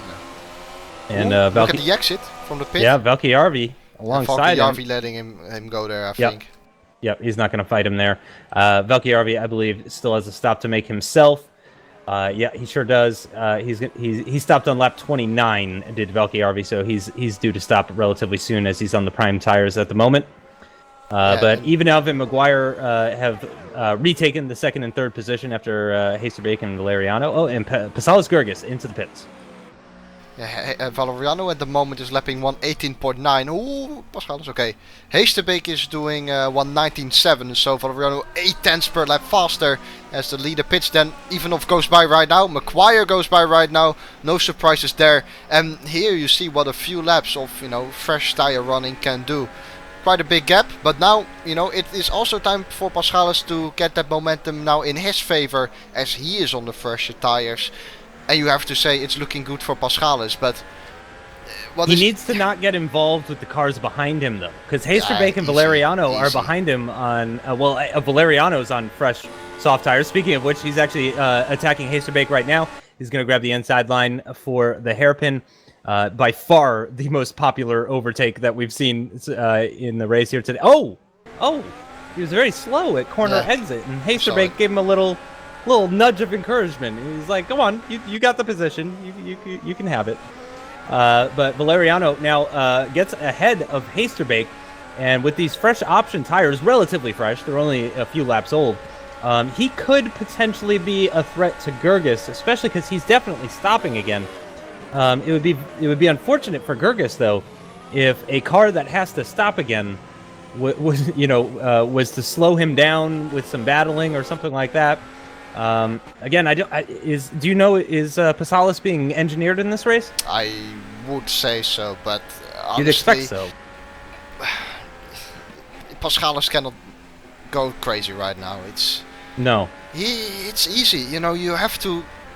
In situations like these, you just have to keep it simple. Cars ahead are still going to pit. Whoever is behind you, Valeriano, whatever. You have fresh tires yourself. You've got to believe that you have the pace too. 5 seconds is the gap between you and the leader. You will be quicker. Probably in the next coming laps, at least you won't be much slower because you have fresher tires. Yes, they will pit again and have the fresher tires, but that gap should be too big if you do the right job right now, and I think Paschalis can do that, but yeah, he needs to stay cool a little bit, and I hope he can do that. And some drivers have that coolness and some won't. Did I hear a car stationary or something? Probably my imagination, never mind. You may have heard Valkyarvi into the pits, possibly. Oh, perhaps, but it was in after the hairpin or something, so okay. Whatever. Yep. But yeah, Adam Maguire actually closing back up on Victor Ivanov, what was a nearly 2-second gap. So I don't know if, based on how he's closing him in, maybe Adam Maguire was dropping off, saving his tires a little bit, and now he's attacking again because he's just about within DRS range, actually, just less than 1.1 seconds, just over a second between them as they come into the braking zone for turn 2.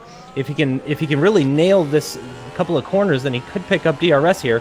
I'm going to go on board with him and face backwards at the wing. Does he get DRS? Yes, he does. He does get DRS. So Adam Maguire back into striking distance on Victor Ivanov for what is now essentially the lead of this race. But again, Paschalis Gergis in the distance there, less than 5 seconds behind Victor Ivanov, or less than 5 seconds behind Adam Maguire. He is essentially our net leader. Unless Ivanov and Maguire are planning to do a ridiculous number of laps on these set of prime tires, and even if that is the case, I expect Paschalis Gergis will be much stronger towards the closing stages of this race. Less than 20 laps remaining now in this Formula SimRacing ACE Championship Round 7.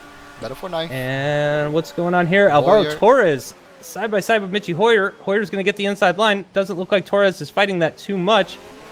Oh man, and Hoyer, he really left space at the exit of that hairpin. I think he thought a couple of cars were alongside him, but I don't think Torres was fighting that too much. Smoke coming from the tires there, from Ivanov into turn 1. Those two are definitely pushing right now, I would say. Just a reminder to our viewers, these are your championship leaders right now. Mitchie Hoyer and Alvaro Torres, the battle for 9th position. These are currently the leaders of the ACE Championship. Very good point, yeah.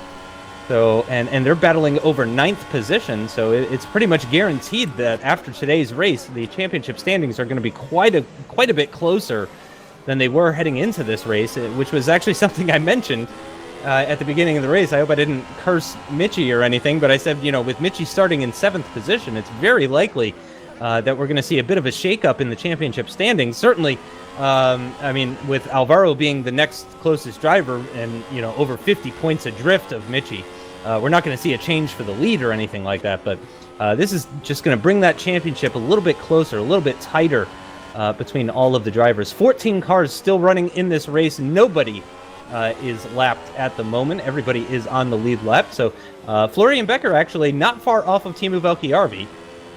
And say what you want about Teemu, he's a heck of a lot better driver than I am, and Florian Becker is really keeping with him here. So you have to say a strong debut. Really, you know, if you can make it to the end of your first FSR race, I'd say that's a positive. That's always a target, of course, for your first race. He's doing a nice job at the moment. Can definitely learn from this. It's obviously always a learning experience when you are a new driver. Require again having DRS on, even if I said that, but he doesn't open it. Huh? Ah, he opens it really late. Okay. Oh, there we go, McQuire. It's all fine. It's no worries. He's playing mind games at this point. Wow. If it is that, then I would be surprised. Probably just realized it a little bit later than normal, or he pressed DRS too early, that he was like, give me that DRS, I want it now, and was slamming the button, but he did so slightly before the DRS activation. Yep. And so, Paschalis is doing a nice job at Justin. I mean, 5.6. He took the words out of my mouth. Yeah, he is that is exactly what he that needs. Gap. Exactly what he needs. That gap. 1.4 seconds though between himself and Valeriano. Again, Valeriano definitely has to stop again. There is no question about that. There is no way he is going to go to the end of the race on this set of soft compound tires. Quiet pitting. Ooh, this is interesting because he does it before Ivanov. Oh, and that's the first time in this race. Exactly. That's why it's cheeky but smart. Very interesting. Yeah, at the end of lap 50, Adam Maguire heads into the pits for his final stop. Certainly his final planned stop. Oops. Oh. That didn't go very well. No, he's going to have to push extra hard on that outlap, and let's keep an eye on him at that pit exit. Make sure he doesn't step on the power a little too early. Nope, much better pit exit for Adam Maguire on this occasion, and almost certainly we're going to be seeing Viktor Ivanov coming into the pits at the end of this lap. But for the first time in this race, Adam Maguire trying to get the undercut on Ivanov. Alvaro Torres heading into the pits. It looks like he might be trying an undercut on Mitchie Hoyer, possibly. Florian Becker is off, unfortunately. Oh, yep, he's had a bit of a spin after turn 12, it would seem. Kind of coming into that a little bit late, but it looks like he's gotten going again, and he will continue on. And Torres is going to come out of the pits behind Teemu Valkjärvi, but on a set of the option tires. That's interesting. So he's going to try and do 17 laps on a set of the soft compound tires is Alvaro Torres. Could pay dividends. Yep, there goes Ivanov. And actually, I want to see if Torres can make this overtake on Valkjärvi here on his outlap. Very, very close behind him. He's getting the slipstream. He's going to move to the inside line. He's going to brake much later than Teemu Valkjärvi, and he's going to take that position nice and easy. Now he's got Guillermo Prieto up ahead, and that should be a relatively easy overtake for him as well as... Yeah? Yeah, go ahead. Now here comes McQuire, because Ivanov has gone into the pit lane. They're side by side on the exit, and McQuire has made it stick. Yep, there we go. Now Ivanov will get DRS here, so Adam Maguire is going to have a fantastic exit here out of turn 2. He's a little bit deep. Ivanov hugs that inside of turn 2 a little bit better. Oh yes, he is very, very close. If I were Adam Maguire, I'd be staying to the right-hand side of the circuit, which he does. Breaks that slipstream. Ivanov with the DRS though. With DRS, he doesn't even get with closer. The DRS. Even with the DRS, nothing Ivanov can do about it. No, I mean, that is insane. I mean, we knew Ivanov was running a bit, low downforce and OFR a bit, Ivanov high and OFR a bit low, but holy cow. And that is why it's smart from McQuire as well. I mean, if he does it right, he will defend with, in the Netherlands we would say, 2 fingers in his nose, He could drive with a cup of coffee down that straight. Just put it in boost and he will defend from Ivanov.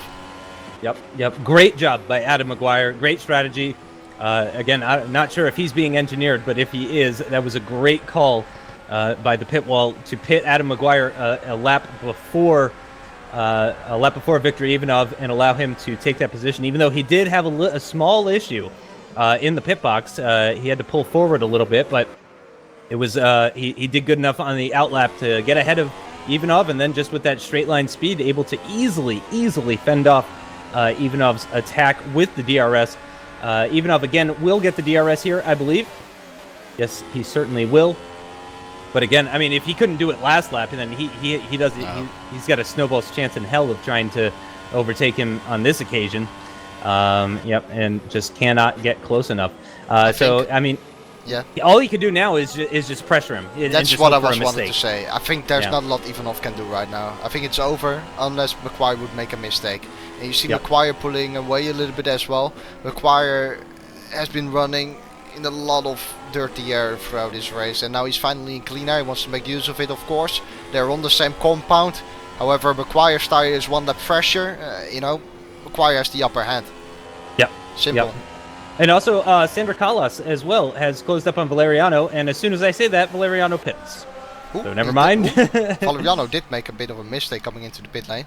Going really wide on the entry, but I don't think he made contact with a barrier. So Valeriano pitting, this is also nice for Paschalis, leaving him with a little bit less pressure on his shoulders to deal with. Yeah, he did not end up having to battle Valeriano as we thought he might. In the end, he was able to manage that gap. I don't even think Valeriano even got within DRS range on Gergis. He might have to put up with a bit of fighting from Sander Callas potentially. When did Callas pit? He pit on lap 44, so that was 10 laps ago. And yeah, I mean, he's definitely not going to the end on this set of softs. So Callas very likely going to be pitting in the next 3 laps thereabouts. Yeah, and then he would be dropping behind Valeriano, so that could be close with Heesterbeek as well. Around 7th, 6th place. And I think this is one of the better races from Sander. He was last year driving in Pro, has moved up to Ace. Hasn't showed, let's be honest, a lot this season. But this is a race where he's doing quite well, I have to say. He's further up the road than he would usually be. No disrespect to that, it's only a compliment that he is doing well right now. And it's to say that he pulls into the pit lane. And I would say he will come out behind Valeriano. Yeah, Sander Callas has only scored twice so far this season. That was at the opening round in Australia, and then again at the second race in Bahrain. Only managing to pick up 3 points at each of those races, though, failing to score points in Canada, Silverstone, and Austria. So yeah, it's been a tough season for Sander Callas. So this would be a fantastic finish for him. Valeriano does get out ahead of him, but now Callas will have the benefit of the DRS here. A bit of a lockup into turn number 2. He's running very, very close behind him. These guys are definitely going to be going side by side for at least part of this DRS straight. And it looks like Valeriano is going to stay to the right-hand side, going to make him work for it. Oh, no, Callas switches back over, going to grab the inside line for the hairpin, and with that DRS, easily makes the move before they even get into the braking zone. So Callas now up into 4th position, and everybody in the top 5 has made their final pit stops. Yes, yeah, everybody in the top 5 has made their final pit stop. So this is now the official running order. Paschalis Gergis leading this race with an 11-second gap to Adam Maguire. And then it's just half a second between Maguire and Ivanov, but we just don't think Ivanov has the straight line speed to make any sort of overtake on Maguire. So it looks like the top 3, unless there's some sort of big issue or something, the top 3 are pretty much settled at this point. Sander Callas, though, does have Giordano Valeriano right behind him. Callas, though, is on the fresher tires, so that should be a little bit easier for him. It's definitely not all said and done. And then Heesterbeek as well, not far off in the distance. He is outside of DRS range on Valeriano, and then actually Leitner as well. Just a couple seconds back. It's the gaps really are not massive. It looks like the biggest gap in the top 10 is between Hoyer and Brewer, about an 8-second gap between those two guys. But in the top 7. I guess if you ignore Gergis, but yeah, from 2nd down to 7th, it's just a 12-second gap. So if any of these guys make any sort of major mistakes or anything like that, they're going to drop right down the order. De Angelis is again battling with Daniel Brewer. DRS wide open for the Italian. who has made this beautiful broadcast overlay as well. So thank you to you, Ernesto, and he pulls easily alongside. And that's an easy move. Having said that, yeah, hairpin Brewer is trying altijd, you know, the hairpin is always a little bit cheeky in some ways, because you can take different lines through there. Yep. Focus more on exit, focus more on entry speed, but D'Angelo is pulling it off there, and no major problems. But what is interesting is that Ivanov is not really willing to give up, and that is something which I don't find surprising that he doesn't give up, but I find it surprising that he is able to stick with Maguire this close, because Maguire was able to pull away a little bit, I had the impression, after he overtook Ivanov. But props to Ivanov at the moment, because he stays this close. But then, you know, getting that close is one thing, but making the overtake is another thing, which is clearly being demonstrated here. Again, the DRS will be wide open for this straight, but simply, you know, he will be simply, too far back. Yep, no doubt about that. And Daniel Brewer as well. Both the OFR drivers have had a difficult season. Brewer has only scored in one race, and that was in Canada. He did pick up a third place podium, but you know, he hasn't scored in any of the other races. So this is looking like OFR's best race so far this season, with Maguire picking up 20 points and Daniel Brewer picking up some points as well in 10th position. So this looks like OFR's best race of the season as it stands right now. The gap is still very, very small between Maguire and Ivanov, but again, Ivanov is going to have to do some magic if he wants to try and get by Maguire. He's going to have to use some force powers or something like that to get that car out of his way if he wants to have any sort of hope. Collis has broken away a little bit from Valeriano. Valeriano no longer getting any sort of DRS off of Sander Collis. Haserbeek just a couple of seconds adrift of Valeriano, in fact picking up a few tenths in that final sector as well. So we could see a battle for 5th position developing towards the end of the race, as we are now into the final 10 laps of this Formula SimRacing ACE Championship round 7 from Hockenheimring. Robert Leitner, on the other hand, does seem to be dropping back a little bit. The gap now over 3 seconds between himself and Haserbeek. You can finish your story if you want. No, that's okay. Don't be shy. But Paschalis has lost 1.5 seconds, I believe, on the last lap. He sure Maguire. has. Yeah. He sure has. Yeah, that was it was over a 10-second gap last time I looked, and yeah, it's just 8.5 seconds now is the gap. I mean, Adam Maguire. Oh my gosh, that's another big chunk taken out of Paschalis Gergis's lead. 7.8 seconds now is the gap. This race is not over for the lead. Not with that kind of time difference. Let's see what Pasha's lap time is this time around.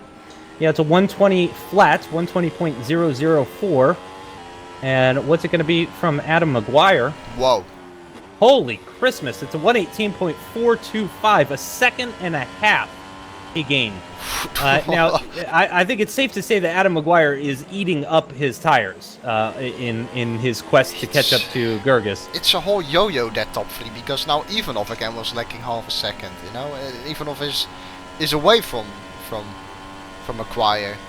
Yeah, he's lost DRS actually now, so I think I don't know if Adam Maguire was just pushing like hell because he was told that he might still be in this for the lead, but in the process of taking out that huge chunk of time over Gergis, he has also pulled out that gap on Ivanov. Ivanov is now outside the DRS, and really the benefit of the DRS was the only thing keeping him there in the first place, if we're totally honest. So I think Adam Maguire is going to be getting further and further from Victor and closer to Paschalis.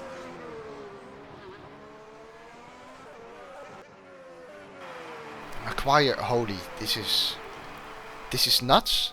I think we may have a battle for the lead again, which was something I never ever expected. I mean, these are qualifying sector times. That was his fastest lap of the race last time through with a 118.4, and he does it one better, 118.3 that time. Again, 1.5 seconds from Adam Maguire. Yeah, and I mean, meanwhile, Gergis can only do a 119.8. He did up his pace by about 0.2 compared to the previous lap, but I mean, I'm not sure if Paschalis Gergis is currently in tire saving mode. He did pit quite a bit earlier than the two cars behind him. Gergis came into the pits on lap 46, so his tires are already about 14 laps old. Yeah, but that doesn't explain it. It doesn't explain 1.5 seconds. It cannot. It's the medium tire as well, eh? Maybe OFR has upped their technical development. They've now developed Boost 3 or something. Yeah, double DRS. They fitted an F duct to the car. Yeah, exactly. And what is it yeah. now? Again, isn't it? Look at the gap between himself and Ivanov as well. It's just getting bigger and That's bigger. what 2.3 seconds now It's is now- the gap between the second and third. It's now a little bit becoming a stable, consistent story. It's now Paschalis being a bit slower. Oh, McQuire making a bit of a mistake in the final 2 corners. And then it's McQuire being the quickest and Ivanov just falling away. That time it was only 8 tenths though, Justin. So it is getting a bit less what McQuire is gaining. 5 more laps. Is that going to be enough for Paschalis? Oh, and Leitner retires.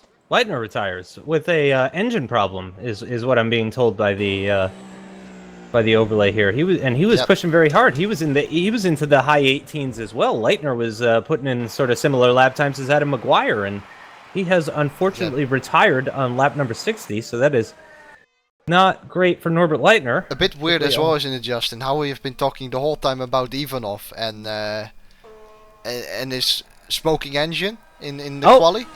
And there he goes. Ivanov is out. No. Ivanov's out. He's in the pits. Ivanov from third, from the podium position, retires on lap 61. Viktor Ivanov is out of this race. That's got to be very disappointing. I mean, Viktor has had a tough season too. No doubt about that. Let's see. Viktor Ivanov has only scored once so far this season, and that was in Bahrain. And here he was in a podium position, and now he is out of the race. Right after Norbert Leitner as well. I don't think I have ever seen such a commentator curse. I was just about to say, funny how we talked about Ivanov in quali having smoking engine, and it's Leitner first blowing up and not Ivanov. And at that time, Ivanov blows up his engine as well. So it does show that Ivanov was running too low radiator size, most likely. Yep. Probably just one size too small. If he was just one size larger, I think he would have made it to the end. So that is very, very disappointing for Viktor Ivanov. I'm sure he is absolutely gutted after taking pole position here at Hockenheim, and then being in a podium position for pretty much the entirety of this race, and now out of this race. I think he'll still get points for 13th. Will he? After finishing 61 laps. I would say so, yes. Okay. He will be classified as 13. So. But yeah, so on lap 62, just a handful of laps remaining. Probably. Adam McGuire, 3.2 seconds behind Paschalis Gerges. Yeah. So he's closing him down, not at the same sort of rate that we were seeing earlier, though. Let's see, it was at 18.7 last lap. He's about to cross the line, though. Let's see what it is this time. 18.8 this time for Adam McGuire. Meanwhile, Gerges did a 19.7, so it was a 1 second difference. There's another car being alongside track. It's Becker. Also engine failure. Becker, who just got lapped. Oh, that is very unfortunate. Very unfortunate. And it's another engine failure. 3 in a row now. Norbert Leitner, Viktor Ivanov, and Florian Becker all out of this race on laps 60, 61, and 62, respectively. All for engine issues as well. So that is very, very unfortunate. And it's funny, the ambient temperature has actually gone down since the start of the race. It's now down to 21 degrees Celsius. Yeah, but the damage is done in the opening part of the race. Right. You don't necessarily see it smoking, but there's a certain point about 112 degrees. When it's above that for a couple of laps long, you have a problem at the end, even though the temperature drops, basically. It's just too much wear, I guess, on the engine. Yep. Adam McGuire now, though, within 2.5 seconds of Paschalis Gerges, and he can actually see him up the road. So now he has that kind of visual motivation of seeing that ACR car just up the road from him. He knows he's on fresher tires. He knows that he's putting in faster lap times as well. And he is really reeling in Paschalis Gerges here as we start lap number 64. 4 laps remaining in this race. 2.2 seconds is the gap between Paschalis Gerges and Adam McGuire. Sander Collis a further 5 seconds adrift of Adam McGuire. It's looking pretty strong for him to finish on the podium. Collis actually, again, started this race from 11th position and is now in a podium position. So great drive from Sander Kallas. Valeriano started from 8th and is up into 4th position with a pretty big gap down to Ruud Heesterbeek, just about 4 seconds behind him. Michi Hoyer, as a result of these retirements, has now moved up into 6th position, which is where he started this race. Yeah. So Michi Hoyer, despite his problems, will get a nice haul of points. Well, whether he is going to finish his 6th is a question, because he has got the fastest car out on track behind him, which is the Angelis, who does a 1:18.0, and he does a 1:18.8. So that is not done either with 2 more laps to go. 2 fascinating battles we are yet to face probably in the last 1 or 2 laps. Oh man, 1.6 now is the gap between Gerges and Maguire. This is getting very, very close between these two drivers in the closing stages of this race as we come to the end of lap 64. Just 3 laps remaining and just 1.6 seconds. Let's see if he can get within DRS range for lap number 65 as they cross the line. What is going to be the gap? It's 1.3 seconds. It would be difficult, I think, to close in 3.5 tenths of a second through the first couple of corners. So I don't think Maguire is going to get DRS on this particular occasion. He does seem to be a bit later on the brakes in comparison to Gerges, but of course he's got the fresher tires as well. Just through the DRS detection line, and there's the activation line. He does not get DRS on this occasion. 1.2 seconds between himself and Gerges on lap number 65 out of 67. And as you mentioned earlier, Ernesto De Angelis getting very, very close to Michi Hoyer. He is. And he spun. Maguire spun. Oh, Maguire spins at the hairpin. Oh no, and that's going to lose out. He's coming under attack now from Sander Kallas. They're going to be side by side, heading down towards turn number 7. Kallas is going to have to go around the outside, but then he'll get the inside line for turn number 8. He's done it around the outside. He's going to grab the inside line. Sander Kallas up in his 2nd position. Maguire fighting around the outside, though he squeezes him a little bit. Slight contact between the two of them. He gives him space. Oh, and Maguire spins again. Maguire spins again at turn number 9. Oh, that is very, very unfortunate for Maguire. He's down into 4th now. Valeriano takes the podium position in the closing stages of this race. Just 2 laps remaining, and it's all gone wrong for Maguire, from being in the pound seat for possibly taking the win of this race down into 4th position as a result of a couple of spins. And he has got to be, oh man, I don't even want to think about how much cursing he's probably doing right now. We'll definitely have a look at that in the replay after the end of the race, though not yet, because we are not done yet. De Angelis also is pressuring Michi Hoyer, and De Angelis is charging himself up right now for 1 more move in that hairpin, I can tell you that. But he needs a good first sector first before you can do that. I said good there in the way Louis van Gaal would do it as well, but whatever. De Angelis is behind Hoyer. Heesterbeek in front of that. Will Hoyer get DRS? I don't think so. I don't think so. I think he's just too far back. But here we go. Oh, De Angelis pushing very, very hard. He's got the slipstream and the DRS off of Michi Hoyer. And it looks like Michi is going to go to the middle of the track. He's going to defend the inside line. Ernesto De Angelis is going to have to go around the outside at the hairpin. He's doing it. Oh, he's trying to do it. He should get better traction out of the corner, but it does look like Hoyer is going to hold him off narrowly. Is he going to make a lunge at the inside? Oh, he goes very, very wide off the circuit. No, he can't make any sort of lunges on this occasion. He's going to have to hold back. He's got 1 more attempt with the DRS to try and make the overtake on Michi Hoyer, but now Heesterbeek is involved in this as well. If Hoyer can... final corner.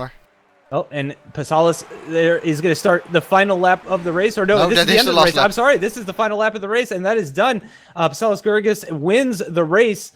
67 laps completed. I apologize about that. Sander Kallas is going to come home in 2nd position ahead of Giordano Valeriano. Adam Maguire in 4th position, just outside of the podium. I'm sure he's going to be very upset about that. Heesterbeek is going to come home in 5th with Michi Hoyer in 6th. Ernesto De Angelis in 7th position. Daniel Brewer, in the end, is actually going to pick up 8th after being outside the top 10 for a large majority of that race and then being in 10th position for a while. Daniel Brewer finishes in 8th position. So even with Adam Maguire's couple of spins in the closing stages of that race, I do believe this was the best finish for OFR so far this season, in 4th and 8th position for Adam Maguire and Daniel Brewer respectively. Alvaro Torres, who started this race from 3rd position, 2nd in the championship, can only manage 9th position ahead of Timu Valkjärvi, who does finish in the top 10, and Guillermo Prieto not far behind him in 11th. And holy cow, wow, what an end to that race, and what an unfortunate series of events for Adam Maguire. I'm sure he's going to be very upset about that. It was such a hectic race at the end there that my game decided to crash as soon as Paschalis went across the line. So really big apologies for that. And I think you may have forgotten to turn off the thing on GRTV. Yes, I knew exactly what happened. Yeah, it crashes the game. I thought it was fixed, but I'm going to go through the standings one more time, just for the benefit of the people that can't see it now because your own game crashed. Paschalis Gerges is your race winner here at Hockenheim in Germany, 6 seconds ahead of Sander Collis, who comes home in second position. Giordano Valeriano grabs the final podium position, 11 seconds adrift of Gerges, while Adam Maguire has to settle for fourth position after nearly winning the race, 13 seconds adrift of Paschalis Gerges. Heesterbeek in fifth position, followed by Hoyer, DeAngelis, Daniel Brewer, Alvaro Torres, and Timu Valchiarvi, with Guillermo Prieto grabbing 11th position. But holy cow, that was a very hectic end to the race. And that was very, very exciting. We were hoping for a little bit of rain. I think everybody was hoping for some precipitation in the air. And apologies. I thought it was the penultimate lap when, in fact, it was the final lap. So that was my mistake. But Paschalis Gerges wins the race after starting from second place on the grid, grabbing that lead into turn number one. It was a fantastic race for Paschalis and the ACR team, and I'm sure they're very, very happy about that. And I'm sure Sander Collis and Giordano Valeriano are very happy with Adam Maguire's couple of spins as well in the closing stages of that race, as that allowed them to get the podium position. So I think that's going to do it. I don't know if we're going to have any driver interviews or anything like that. I would like to get one with Paschalis, but I'm a bit gutted about the crash there at the end. I really apologize for it. Can't do anything about it, I guess. But I would have loved to at least show a replay of it. And I also cannot rejoin the server anymore because it keeps crashing. So that is very unfortunate. Well, what a fantastic start to the Formula Sim Racing weekend. Let me try to get Paschalis. Okay. We did have the AMA.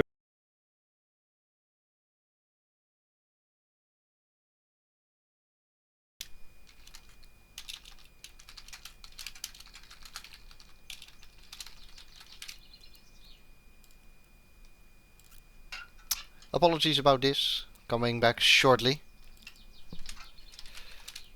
See if Paschalis wants to join us quickly for a driver interview.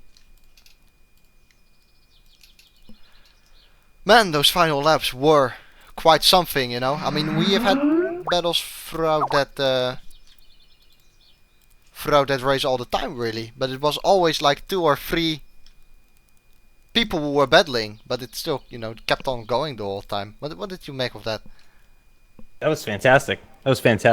I really, really enjoyed the end of that race. I'm gutted for Adam Maguire, though. I'm absolutely gutted for him. Again, he still picks up a nice haul of points in fourth position, but yeah, I mean, he may have won that race possibly. I mean, he was really, really pushing at the end there. I mean, yeah, that's tough. Gerges, though, in the end, picks up his first win of the season. Interestingly enough, Paschalis Gerges has only finished 4 of the 6 races, but the 4 races he finished, he got on the podium. So he doesn't consistently finish, but when he does finish, he consistently gets a podium or better. In this case, a win, of course.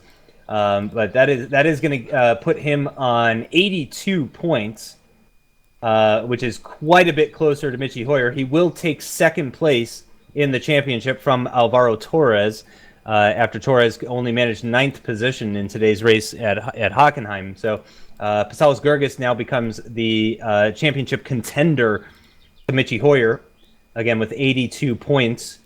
And I'm not sure how many points Michi is going to get for 6th position. I think it's 11 points for 6th position, if I'm not mistaken. I believe it's 11 points. So that'll put him on 123. Oh, Pash is here. Hey, Pash, congratulations! Hello, guys. Thank you very much. Yeah, Pash, how was that race? Many congratulations on that fabulous race. You didn't probably see much, but for us it was quite extraordinary. How was it for you? The pace was pretty bad on those mediums. My strategy was a 3-stopper, so I had to stick with it. But the pace in the last 2 stints wasn't ideal, especially in the last one. But the first two stints were quite good, and I managed to get a gap. But yeah, it was an okay race. It could be better, but happy for the win after last year in this track. Every time I was crossing that corner, I was out. I was like, have to take it normally now. You sound like Kimi Räikkönen. You won the race, but still, you know, things could be better. Yeah, it was. I felt sorry for Adam Maguire. We were in the same channel. Like he wanted the win as much as I did, but I think he did a mistake, and then I don't know, something happened with Callas, or I don't know who was behind. I feel sorry for him. He deserved more. But yeah, it was an okay race. Yeah, but how did you feel then towards the end of that race? Because we personally didn't expect Maguire to be able to catch up to you at all. But From honestly, what? if he Sorry? didn't have that spin, I think it would have been rather close at the end there. Yeah, But it weren't you was. like butt squeezing a little bit, a bit worried? Yeah, of course I was, but the guys on TeamSpring were telling me that I'm losing time. I'm slower even than my first stint, but maybe a bit of pressure kicked in, but I don't know really. I just didn't have much confidence, and that car didn't behave very well on those mediums. It's something that we have to look for tomorrow for sure. But Well, it yeah, was, you definitely looked more confident on the softs. I think I was without a doubt. yeah, but I was on a 3-stopper. I had to stick with it. If I knew that my soft stints were as good, I would probably stick on 4-stopper as most of the guys did. But I think some guys were unlucky in the start. My teammate Michi Hoyer, I think he crashed. He had an incident. I don't know. And I had pretty good pace in the first stint that pulled me away from the competition, and that gave me some room in the end, as it seemed. Yeah, it turned out those first two stints were really important. Yeah, because I mean, you had a massive gap by the time you went onto the prime tires, and you know you were able to hold it. But yeah, we as well, we were gutted for Adam. Certainly, you know he He has been a having second place some luck. finish. Yeah, definitely.